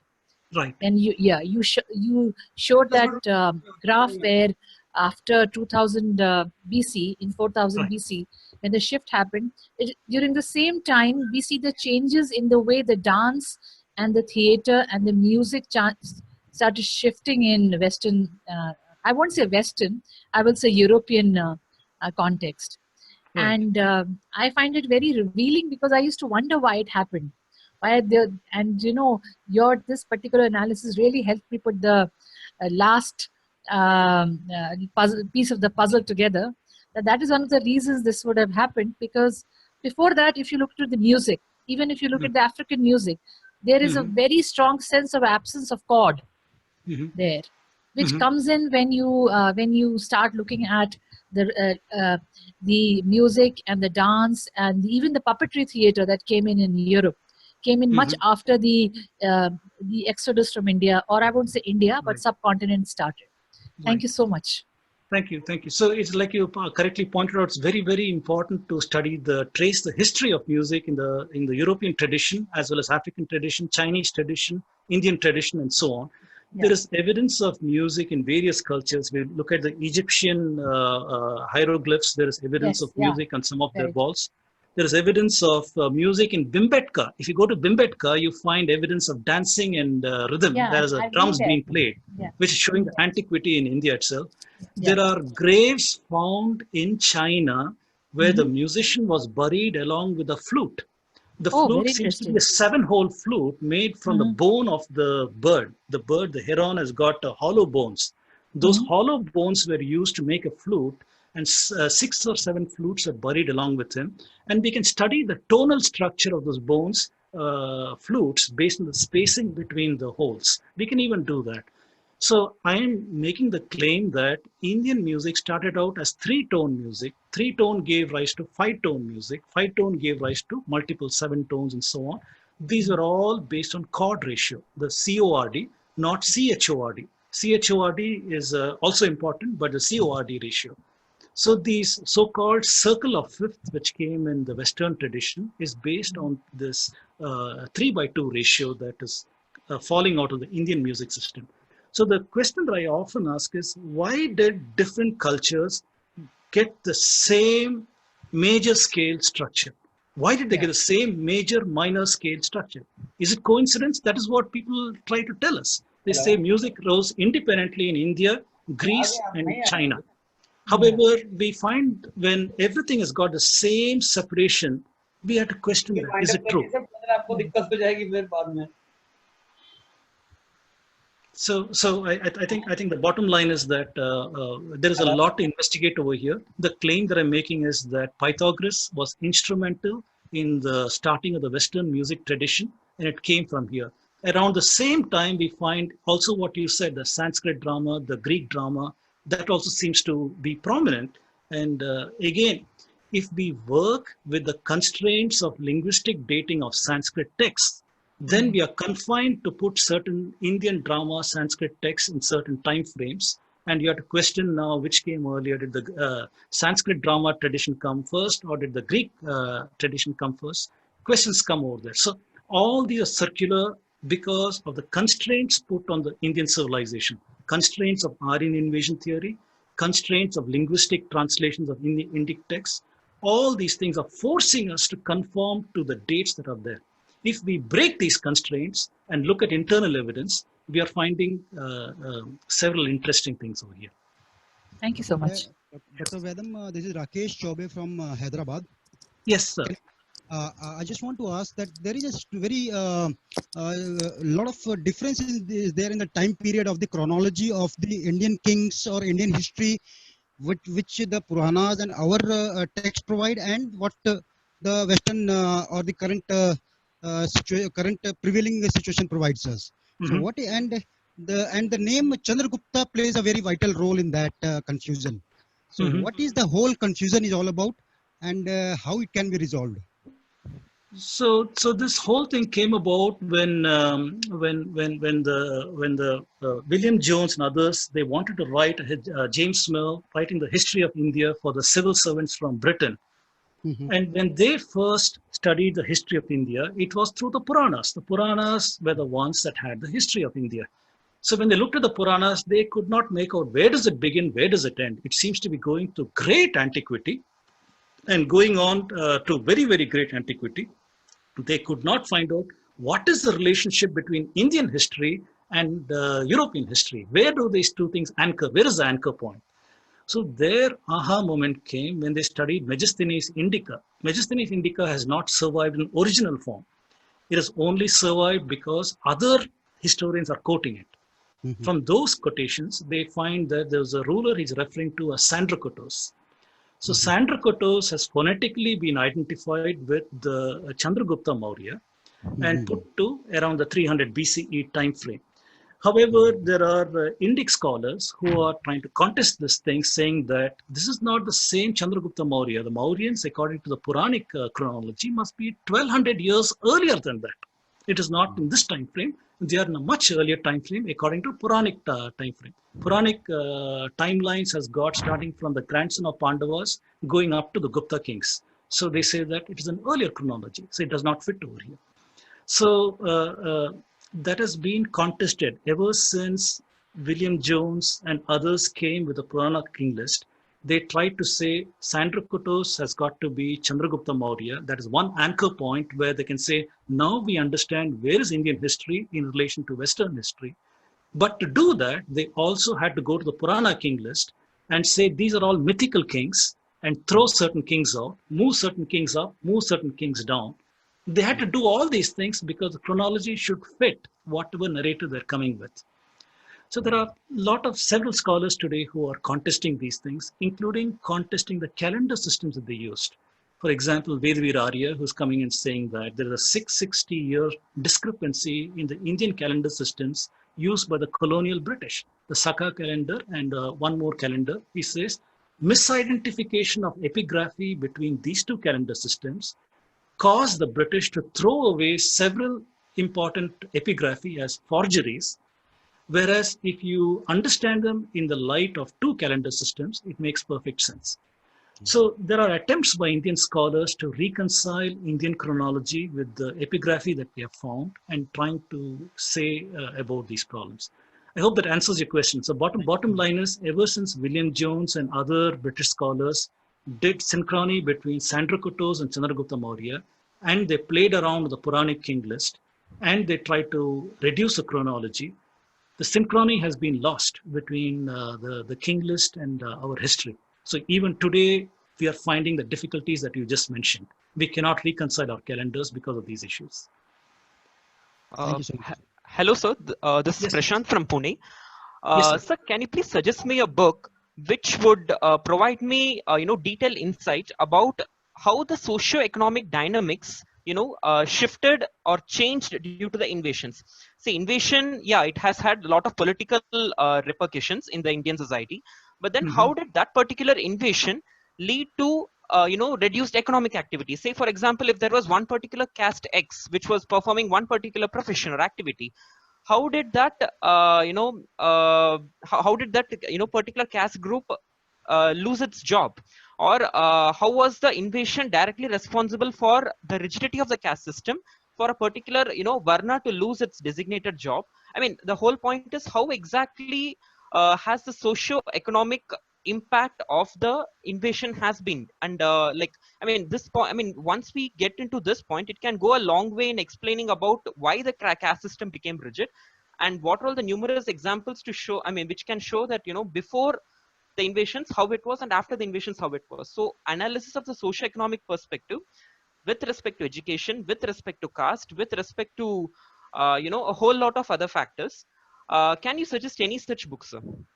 So one book that I suggest is Cast of Mind. Cast of Mind is by Dirk. Let me get his name for your last name. 1 second. I think I pointed it out in one of my books over here. Just give me 1 second. I'll point out his book. Sure, sir. This one. So this Cast of Mind. I think Nicholas Dirk, D-I-R-K-S. So I suggest this book. It's a 2002 or 2003 book. Okay. So in this book, he shows how the Jati Varna system of India was co-opted by the British to invent what is called the caste system. And I've shown also here Herbert Risley, who was a census commissioner of India. So he was an anthropologist who used a discredited race science to study the Indians and Europeans and so on. He is the one who entrenched the notion of caste in the census of 1901. By doing that, he basically made Indians to declare what they called as caste. Caste itself, we know, comes from the Portuguese word casta. So the casta is a word from Portuguese. This word caste does not find mention in any Indian text. We only know Jati and Varna. We have no idea what caste is. Caste is something created by them. They created 2,378 castes, tribes, and subcaste. And they also ordered them by social preference. So there are some subjective ideas they brought about, and they also ordered them. And these things became rigid as a consequence of the policies which they followed. And this book over here, Caste of Mind, is recommended for studying the colonial contribution towards these things. As far as the poverty creation is concerned, I've talked about this in my earlier talks. Excuse me. I recommend, it's just me one. I recommend seeing my talks on how India became poor as one example of a talk that mentions about the poverty of India. I am saying that in the very ancient past, if you go back, if you extrapolate this, if you look at the rate of change over here, India is losing about 10% in about 1,000 years. If you look at this 1,000, 0 to 1,000. So it went from 33% to about 23%. So if you take the same linear scale and go back to 3000 BCE, I'm saying India's share was approximately 53 to 55% of the world GDP. And that makes great sense if you look at the economy of the Indus Valley, Harappa. Harappa was a metallurgical society, a society that traded in metals, that worked in metals, that worked in various other things. Its population in Saraswati, Sindhu, and culture was much, much bigger than Sumeria and other civilizations that existed at that time. So it makes sense that India had a very, very great share of the world population, falling down since due to various reasons, as other parts that I talked about the 200-year drought in India that caused a puncture of the Indian civilization. Then the trading with Europe that stopped around the Dark Ages. Although the Guptas were consolidating in India and pushing up the Indian economy, the stop of trade with Europe around 300 current era because of adoption of Christianity, that caused a downward fall. End of Guptas caused a downward fall. Islam that came on the scene and started destroying the culture also caused a downward fall, which is propped up by the Cholas. The Cholas were a civilization that had consolidated the South, as well as trading with Southeast Asia and other such places. So it is propping up the Indian economy. But from Delhi Sultanate onwards, we see a different curve here, slightly less reduction. That is because of Vijayanagar. Vijayanagar, we know consolidation happened, and there was a lot of trade with the Portuguese, the Europeans, and southern India was flourishing and so on. So that caused a different transaction here. However, when Vijayanagar fell and the Mughals took over, we see the steep downfall. So we know that there's an impact of Islamic rule in India. Then around 1700 after Aurangzeb, Maratha consolidation, and you see a slightly upward swing. Then the British came on the scene over here, and the slope is very different. You can see at the same time as India's fortunes were going down, Britain's fortunes were going up in the same slope, which shows the transference of wealth from India into Europe led to enormous poverty. And this has been collaborated by Angus Maddison. This is one person. It is his curve that I've taken over here and shown. His curve is not linear. As you can see, he starts in the year 1000, then the curve is not linear. I made this curve for India linear and shown it over there. Western Asia, you can see that Western Europe is going up even as India is going down. The same thing is said also by Will Durant. If you read the book Case for India, so please read this book, Case for India. This also talks about the Castes of Mind, Case for India. These are two books. This talks about how the British incurred national debt for India as much as $3.5 billion by 1930 when Will Durant left India. And this is the dollar figure as of 1930, not as of today. So enormous national debt was incurred for India. As well as if you read Utsa Patnaik, where recently she came out with a thesis saying that the British Raj siphoned out $45 trillion from India between 1765 to 1938. There's no increase in per capita income in this time frame. And the consumption of food grains also went down tremendously from 200 kg in 1900 to 137 kg by 1946.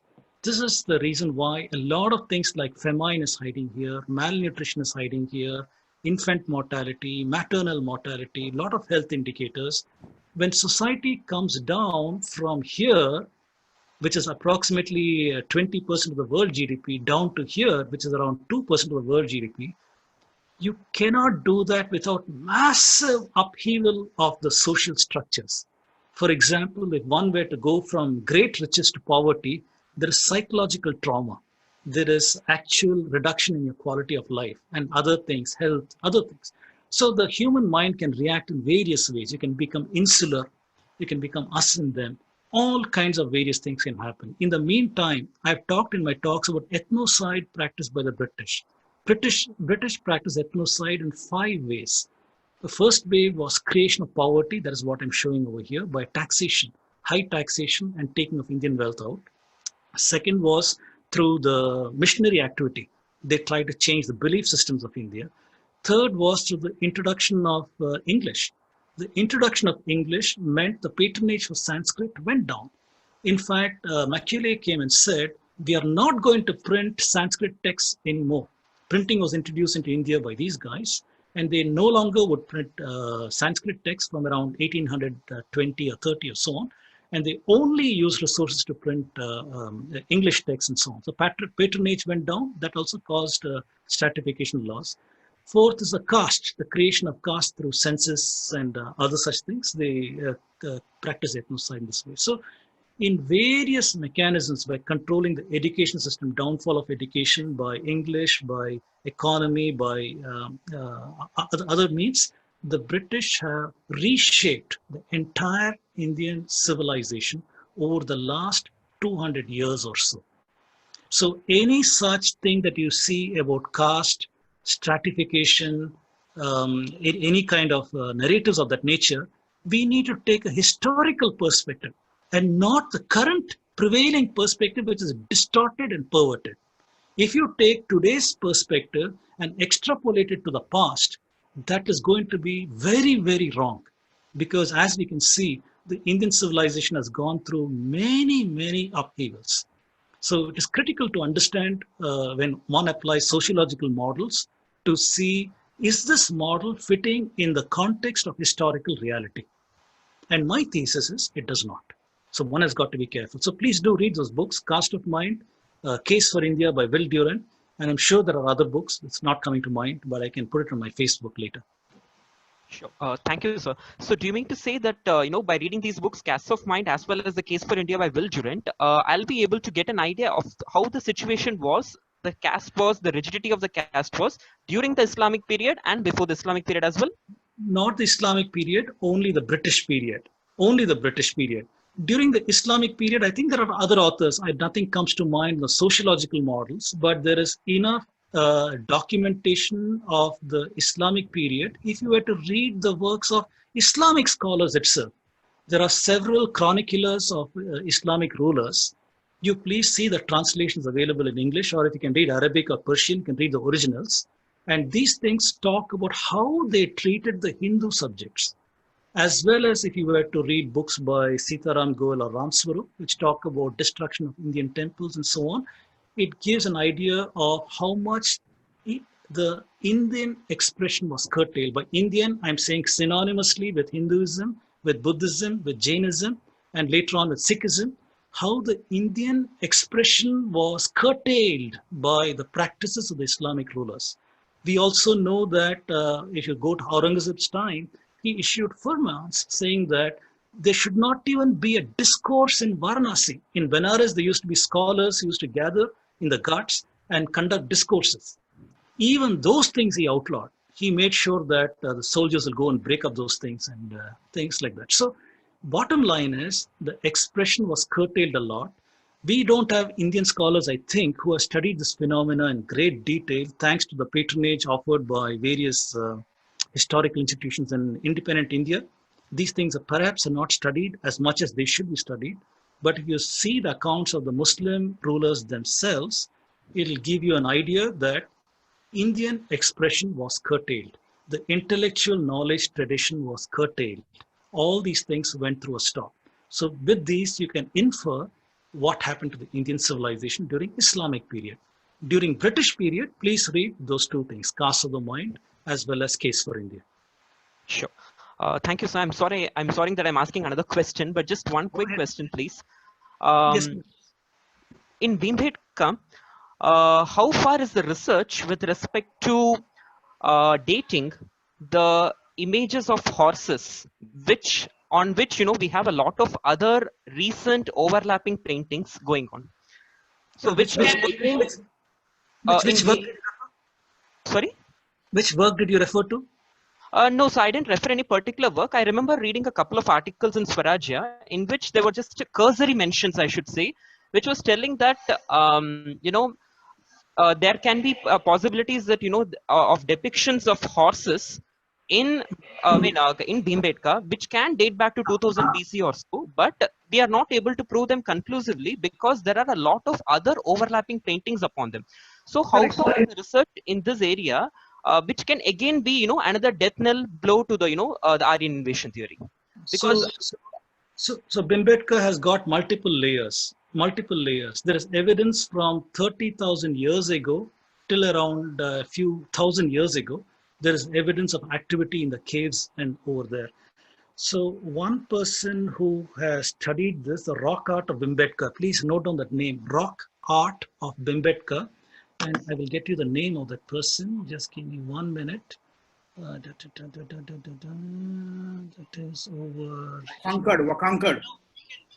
Maybe, but also says Stephen Oppenheimer. The other name also, please note that, as well as Stephen Oppenheimer. You see the rock art of Bhimbetka and other things. You will see some analysis done by some Western scholars over there. There probably are Indian authors also, but I'm not familiar with them. So please look for these works. Sure, sir. Thank you so much. Dr. Raj, I would like to add to the query that is raised by the audience. I actually did not know his name, but he was asking some standard books written by James or somebody else on the exploitation of wealth happened in the Dalitji, I'm losing you. I'm not able to understand what you're saying because our voice is breaking up a lot. So please say again. There is network problem at my yes, network connection is unstable. Can you hear me out anyway? No. I'm not able to hear your question, sir. It's not very clear over here. Yeah. But please type it in the chat window. I'm in the chat window, so please type in the chat window. I'm not asking a question. Let me put and you can read it.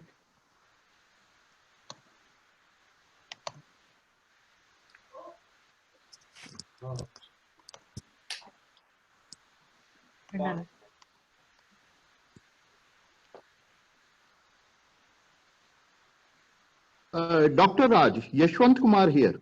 Yes, sir. Please go ahead. I have a question about Marx. You have talked about Marxist historians and thereafter the sociological historians. The Marxist historians, they have a framework. They have a framework of the Marx that that society is divided into two groups, haves and have-nots. Right. The same followed by the sociological historians also, they continued that narrative and they tried to fit the history of any area, including India, in that narrative haves and have-nots. Right. So that narrative suits the Indian situation, Indian perspective. That we really had a haves and have not in our society. When we are talking about India, which was number one in GDP from 180 to 1650 AD in the world, will that society have a division of have and have nots? One thing, and then Indian economic system. Especially of village economic system, the Jajman system of Indian economy, where everybody contributing to the production and services in India was getting his or her predetermined share, and nowhere we see or hear that any group, any jati or any varna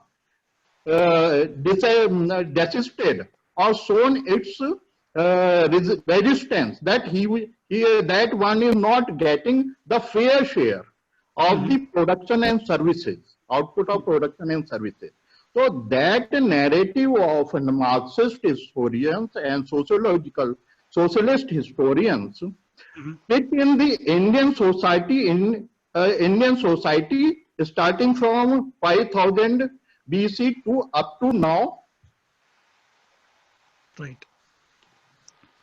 So very, very good insight, sir. I think I completely agree with you. So when one attempts to look at the Indian social order today and apply alien sociological lenses of us and them, this is what Edward Said came about, saying the binaries of us and them, oppressor, oppressed. This is exactly what the Marxist historians are continuing with, that kind of framework. The NCERT textbooks reveal that. When I reviewed that, it was very clear such a narrative is present throughout the text. It's not a cohesive text talking about national identity and we are all in this together. However, it was one based upon who is the oppressor, who is the oppressed kind of a narrative. You very clearly and correctly pointed out what was the Indian economy like when it was very, very good in the past. Did we have such a kind of a situation? And our best reconstruction of the Indian past has been that even going 200 years ago, I asked this question. Today, if you go to New Delhi, in some posh area of New Delhi, you ask some average person on the road, what are your aspirations? What do you want in life?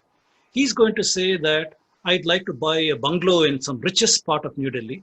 I'd like to buy some foreign car, expensive foreign cars. I want to go on vacation to Europe or somewhere like that. I want to wear costly clothes. And these are the aspirations of people. And the money goes to all these vendors. Who is selling the house, who is doing that, money goes to various people. I asked 200 years ago, if you ask the same person on the road, what are your aspirations? That person is probably going to say, I'd like to have some clothes to wear. I'd like to have some pots and pans so my wife can cook at home. I'd like to buy some jewelry for my wife so she can look pretty. I'd like to maybe buy a horse or a cow, or maybe I like to have bullocks and I like to have bullock carts so I can travel and so on. And I asked the question, who made these things? Who made the things that the economy of India needed before the industrial era? Who made the pots and pans? Who made the ironsmith? The goldsmith was making the jewelry, the carpenter was making certain things, and anything that you wanted was created by the so-called artisan classes. And these artisan classes, the jati, which this man did social preference ordering, Risley, he put them at the bottom. But the point is that these artisans were the ones who were creating the goods of value that every household in ancient India required. Ancient to medieval to pre-colonial India required. So the richest people probably were the people who were producing these goods, whether they were farmers, whether they were artisans, and so on and so forth.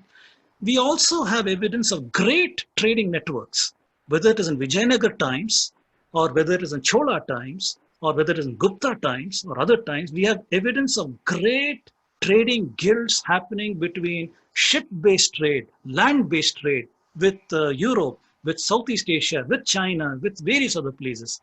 So we are sure that there was a class of traders who were able to procure the goods, who were able to carry out these trading networks. So it tells us that there probably were guilds who were Vaishyas, who had enormous power, who had even ships. They could commission big ships and take these ships and trade. And there are accounts of these in going back to Roman times. There are accounts of Indian ships and what goods they traveled and so on. I have these accounts. And if we also look at Muslim times and earlier, we have evidence that there were landlords, zamindars and landlords, and these people would collect the taxes and things like that. So we know that these were typically grants given by kings to the chief of the army or some important warrior, and so Kshatriya class controlled the land and so on. We also have evidence that the Brahmins were poor in any part of India in any period of time. In fact, I refer to Nunes' account. Nunes is the person, Portuguese, who gave eyewitness account of the Vijayanagar king. He says in the Vijayanagar king, during Vijayadashmi time, during Navratri time, the king would give away the riches of the land to the common people. And he says in Hampi, huge crowded people had gathered on the day of Vijayadashmi to get the whatever the king was offering. And he's saying the guards, the temple, the palace guards were controlling the crowds by beating the Brahmins. The Brahmins were unruly and they were very poor. And many of them had gathered over there and they were beating them. So there are two things, information to come out of that. One information is that Brahmins are poor. They're so poor that to wait in huge lines, large numbers of them waiting for the king to give some handout to them on Vijayadashmi. Second is, if the social order was as great as told over here, they wouldn't get beaten by palace guards, which is what Nunes is saying. So it is clear to us by the internal evidence as well as eyewitness evidence that the Brahmins were custodians of this knowledge system and they were required to be poor. If you're rich, you cannot be a custodian of knowledge because you're given to either pleasures of life and so on. If you had pleasures of life, you don't have time to spend on scholarship because you're enjoying life too much. So you had to forego pleasures of life in order to be a scholar. And that's why we have this model of begging. Begging was the required thing and people are supposed to give dakshina to scholars and so on, because that was a lifestyle that society demanded in return for respect. In return for respect that society would say, you are the wisest and most important for the society and teaching the children and so on.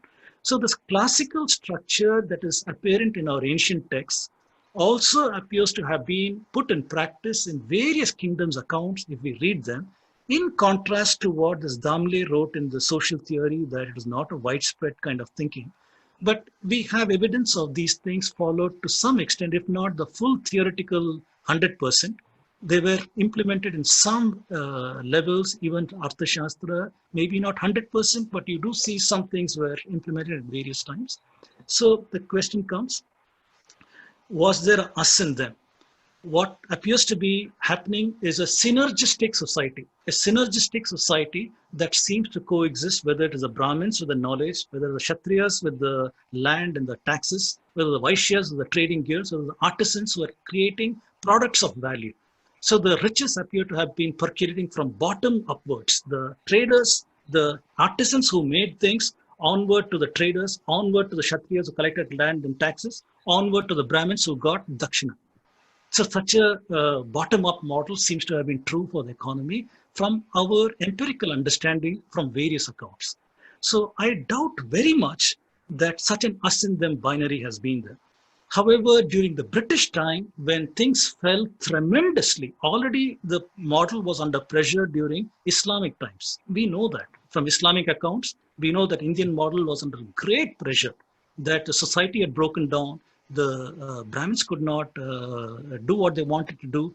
Kshatriyas were cut off, and it was only the Muslim rulers and Muslim governors who were given zamindar positions and so on and so forth. So we know that society is already curtailed by that time. At the time we come to the British, it was further curtailed and so on. So any such sociological model that takes the current scenario and extrapolates to the past is questionable. And one has got to see in detail the historical evidence, what we have, and make better models of the past and the sociology. Thank you, sir. My pleasure. Thank you.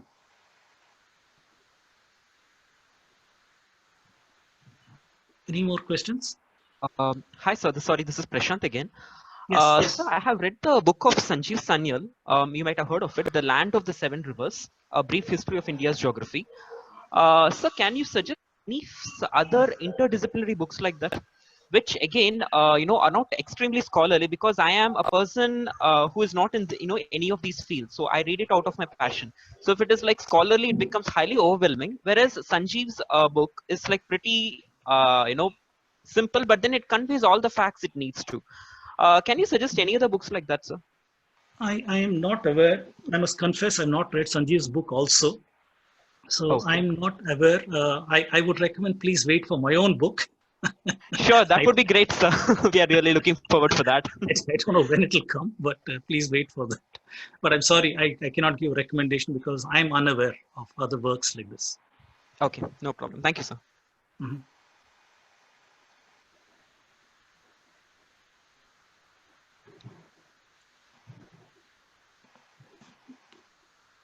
Any other questions? I have a question. There are a Am few I questions on audible the now, chat. Dr. Raj, am I audible now? Yes, sir. Yes, sir. Yes, sir. Okay. Okay, fine. Good. So I wanted to just add one point here to the audience, our guests here. Let us not get in the trap of horse. It will be a double whammy for us if we go after the horses, because since the beginning in Indian Peninsula, horses were a scarcity. Horses were definitely present in Indian subcontinent, but your Vedic texts, because our people, this of the first decade of this 21st century, they had not read Vedic texts properly. They were not aware that since from the beginning of the Rig Veda, even the Indra rided on the first horse which was gifted to him by the Varuna. Varuna is the kind of owner of the western part of Asia. Varuna has a prevalence over region of the Iran and other parts. So, Mhm. if Indra was riding on horse which is gifted by Varun, and Mhm. the other risks, especially dozens of risks are mentioned in the Rig Veda, who were obtaining horse either gifted by the kings, right? Our Aryan were reside who had a control over Iranian region, or maybe the Central Asian region, the Bactria Margiana complexes. So we Mhm. should carefully read our text before making our perception. Horse is Bimba caves, horse have been found in the valley, but it is scarcity. We Mhm. cannot win a war, in a battle, if we're not better informed. So Mhm. that horses are present in Indian subcontinent reinforces our point that Aryans are indigenous people who have been obtaining horses from other Mhm. parts of the world. Mhm. And we were advanced, we advanced in those era of the horses are the first to bring horse in Europe. Not only Indian text have the earliest text of the horse training, but even the one horse trainer Tikuli. The 1345 BC, he had a horse manual and he used the Sanskrit words in the Syrian region, the Hittite horse trainer. So we master the technology, we master the professionalism of horse training, but horses were always a scarcity. Our scholars did very wrong mistake in the first decade of 21st century when they indulged in it and started without they went into a battle of proving horses were present in India. That will not help us our cause. Thank you. Just I wanted to add this. Thank you, Lalitji. I think it's an excellent insight, and I completely agree with you. It's a very good insight. And you're right, the battle must not just look at horses because we have a lot of data points. Horse is not the only battle. We have a lot of data points, and we need to expand our understanding into looking at various data points and trying to understand, is our model correct? Where does this data fit into the model and narrative? If there is a problem, we need to understand, is the model wrong? Is the narrative wrong? Should the narrative be revised to accommodate the data? Or where are things going? We need to understand those things. I agree with you.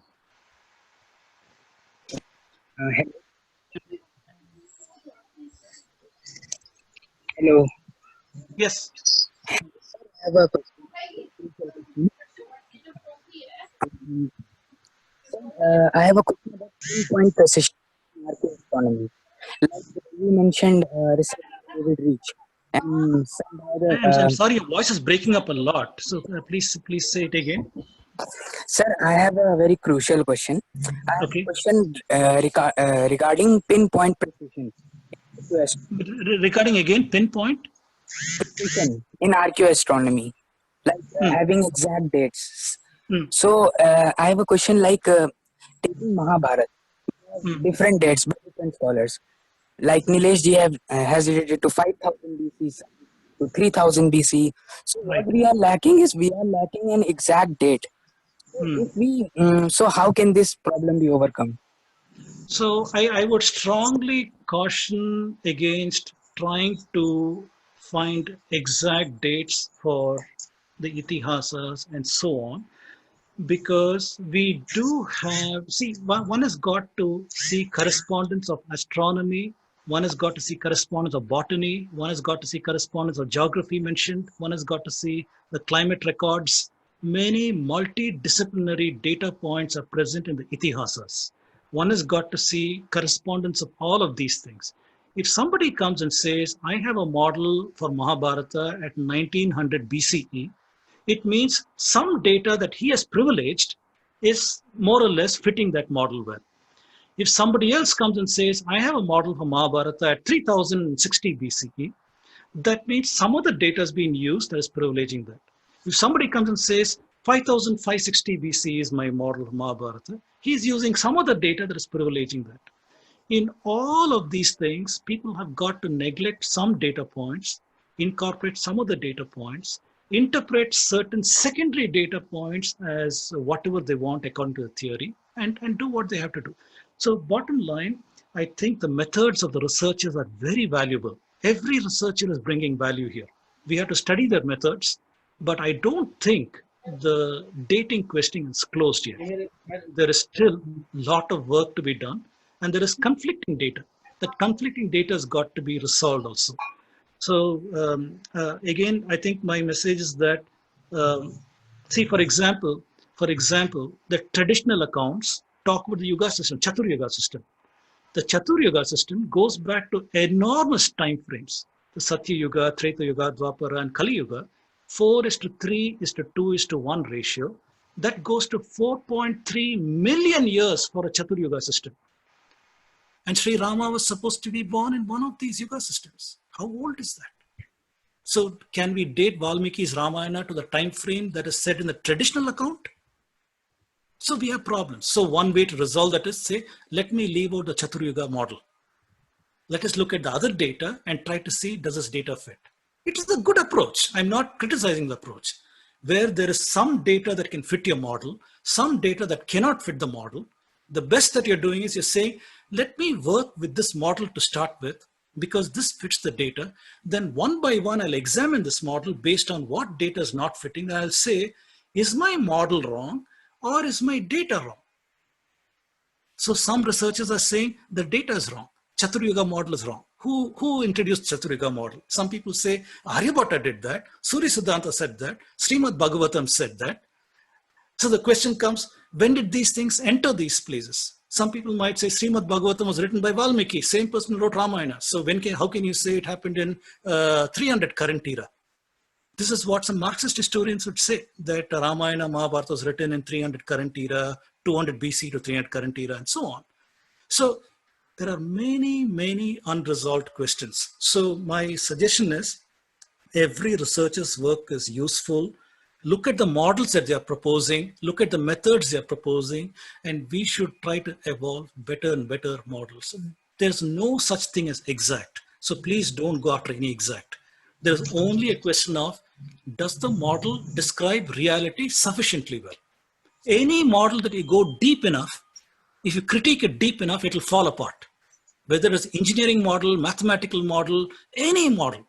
If you start breaking the assumption, take away assumption A, take away assumption B, take away assumption 3, models will break down because the real world is very, very complex.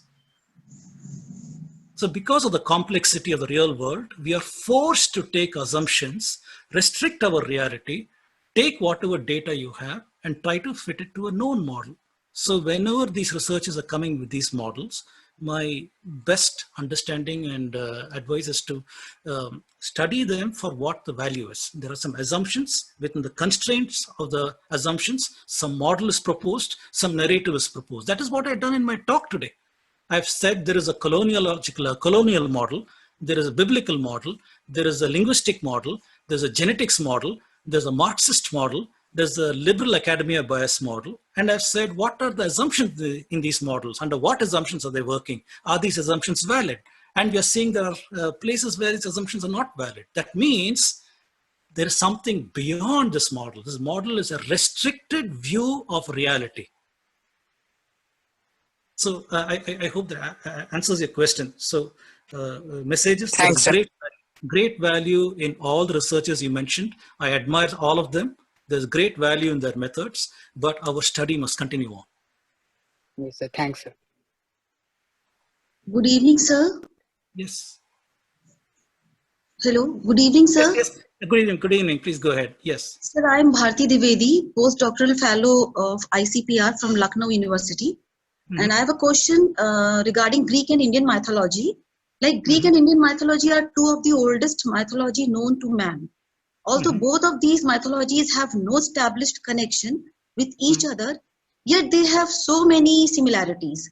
My question is this: is there any connection between them, and how would I know all the correct conditions and the factual notes from any book? You suggest any book? Okay, so yes, there is a lot of connection between them. First of all, I would not represent these things as mythologies.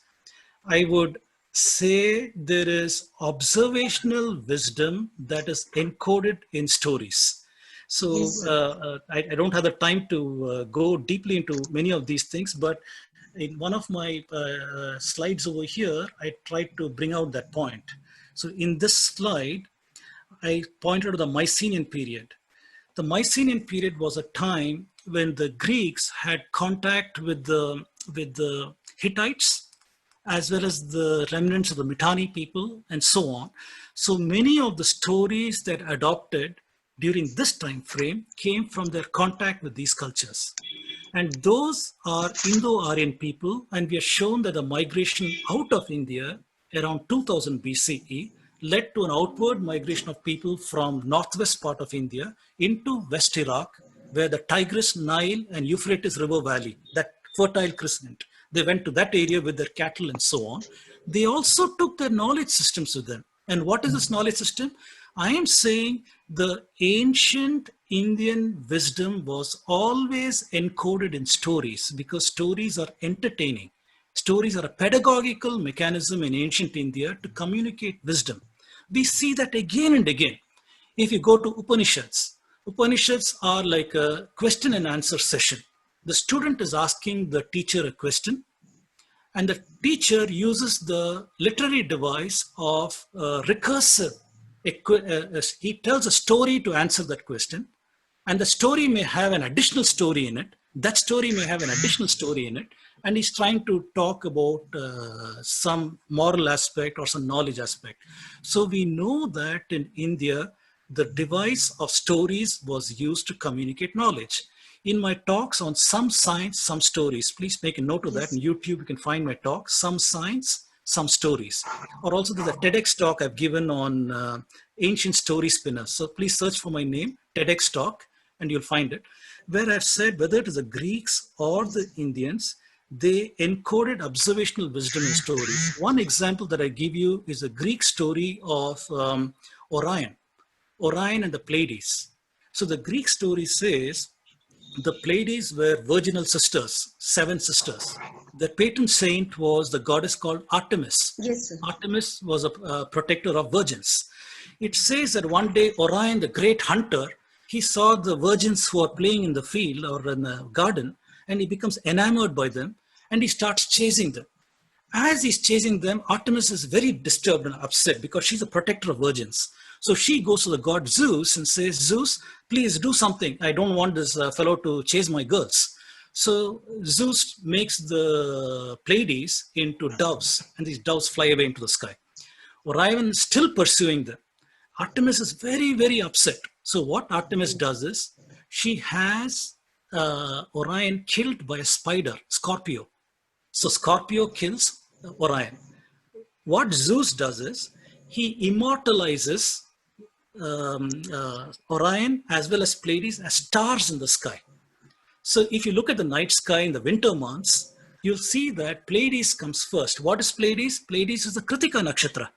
So Kritika Nakshatra will come first, and behind Kritika is the Mriga Nakshatra. Mriga Nakshatra is Orion, where you'll find Orion is a huge constellation. You'll find that looks like a bow and a hunter and so on.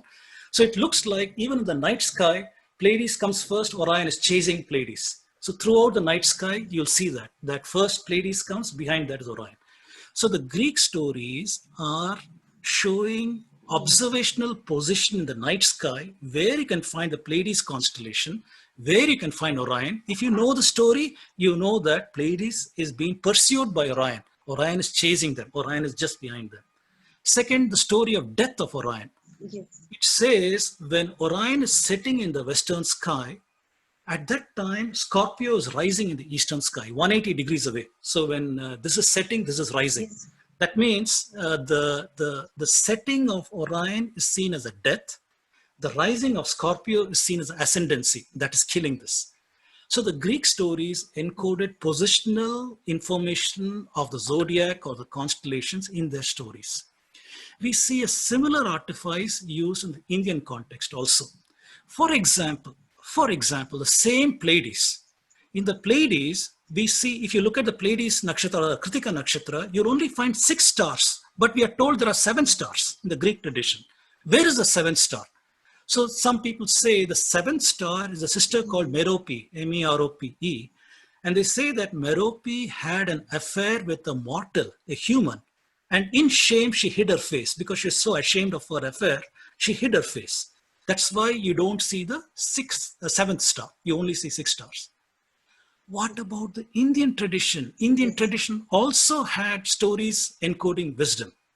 In the Indian tradition, yes, sir. the Kritika Nakshatra are the wives of the Saptarishi. The Saptarishi's wives are the 7 Kritika, 7 Saptarishi, so 7 stars who are their wives. It is said that once there was a Homa conducted by the Saptarishi, and Agni was the officiating deity over there. Agni saw these wives of the Saptarishi and they said, oh my God, they're so beautiful. And he became attracted to them. And he was so ashamed of himself that he's attracted to some married women. He went off and did some penance. Agni's companion was Swaha. Swaha loved Agni, but Agni did not show any attention to her. Swaha knew Agni's weakness for the Saptarishi's wives. So she takes the form of one of the Saptarishi's wife each day or each season, whatever, and she seduces Agni. She could not take the form of Arundhati Vashishta. She could not take Arundhati's form because Arundhati is very chaste, chastity is very high. Because of her power, Swaha could not adopt the form of Arundhati. So she could only take the form of 6 wives. And out of that union, Kartikeya was born. Kartikeya, 6-headed form. So the Indian story says, when Kartikeya was born, all the worlds were perturbed and the gods came and asked, what is the reason for this? The forest dwellers said, we saw the wives of Saptarishi having an affair with Agni. That is why the cosmic order has been disturbed. That's why this is happening. So when the wives who were innocent heard about this, they were so ashamed, they left their husbands and they became the Pleiades sisters. How many of them? 6 of them. 7th one was Arundhati, who did not leave Vashishta. It's a binary star. If you look at Saptarishi, you can see it's a binary star formation, Arundhati Vashishta. So she stayed with her husband, where the 6 went. So the 2 stories, 2 continents, the context is illegitimacy. In one case, Greek case, she had an affair with a human and in shame she hid her face. In the other case, Swaha illegally took the form of Saptarishi's wives. So again, the infidelity is there in both the stories, how 6 stars came in both stories. So we see these parallels again and again. I have tried to analyze some of them in my talk on some stories, some science. I think ancient Indians and Greeks use the same mechanism of encoding observational wisdom in stories before the Siddhanta methods became popular. Siddhanta methods were mathematical methods. They also evolved, but in a later time frame. So I believe the earliest stories of about Aditi, about Ashwinis, which I said 7,200 BCE and so on, they came first. These early stories came first. Later, Siddhanta methods came. So they have both the similarities, like they have both the similarities like Jews and Indra. Achilles and Karn also in Yes, India. yes. And Many of Tarjan them. God and Ramayana is also there. And the Very, Holy yes. Trinity God is also there. So there is Yes. lot of connection between the Indian philosophy, Indian mythology and Greek Right. mythology. So sir, I don't call them mythology. Again, these are stories encoding okay, sir, wisdom. philosophy or the history, we can say history Yes. also, sir. So Yes. these similarities proves that human beings all over the world are the basically same for the same origin and the same. That is what I'm trying to say. In my talk, Yes, I tried to say there was a 200-year drought. Monsoon failure happened in India at yes, around sir. 2000 BCE. Yes, sir. So try to imagine today in India, if the monsoon fails for 1 year, what is going to happen? You're going to have farmers committing suicide because they can't repay their loan, all kinds of problems. If monsoon fails in India for 5 years, you're going to have widespread drought, you're going to have widespread famine, Indian GDP will fall, all kinds of problems will happen. Can you imagine 200 years of drought? 200 years of drought is, if you think average lifespan is 50 years, that is 4 lifespans. In 4 lifespans, if you have continuous drought, at least northern Indian rivers are glacier fed. Ganga and other things are glacier fed. Southern Indian rivers are monsoon fed. If monsoon fails, southern India would have been a dust bowl. Northern India, we might have trickles of water and things like that. That's what might have happened. The people would have migrated wherever there is water, whether they went deeper into the Ganga Valley or whether Yes. they went to West Asia where there is Tigris, Nile and Euphrates, a fertile crescent. We have evidence of that. I talked about the Zebu cattle that were migrating out of India. I talked about Indian knowledge systems appearing over there after 2000 BCE. So all these things tell us that Indian knowledge was carried by Indians to that part of the world and transmitted to the Hittites, transmitted to the Mitannis. That knowledge went to the Mycenaean period of Greeks in 1000 BCE and so on. That is why the Greek stories have commonality with Indian stories, which are earlier than 3000 BCE. That is my thesis over here. Thanks a lot, sir. Thanks a lot. Okay. My pleasure. Thank you. Dr. Raj and also the audience, we are having another session in the second week of this June, 16th and 17th. So this session will be focused on what Dr. Dwivedi on the mythology or the philosophy, which we don't we don't believe on the word mythology, but on the philosophy, how Indian philosophy influenced the Europe. That is the central theme. We are looking for the speakers. As of now, we have 4 speakers. We need 4 more. So I would encourage the audience also to participate. Okay. We lost your voice there, Lalitji. But I understood that there is a talk coming up again in 2 weeks' time on this. Yes. Yes. 16th and 17th, we will have another talk, and that will be focused on this Indian philosophy and how Indian philosophy influenced Europe. So in these sessions, we will try to explore what are the connects between ancient India and ancient Greek, and how the certain knowledge streams went from India to Greek and other things.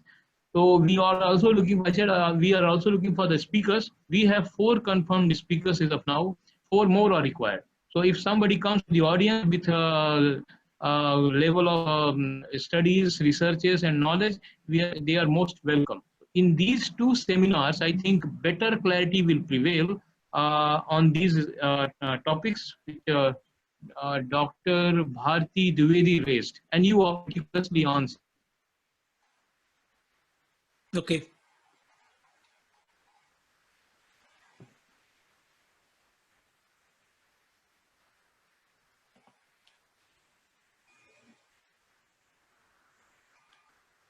All right. So I think through with this announcement, let us please go ahead. Yes, I think come to an end, Lalitji. So if there are no more questions, I think I'm done with the talk. But thank you very much for your attention.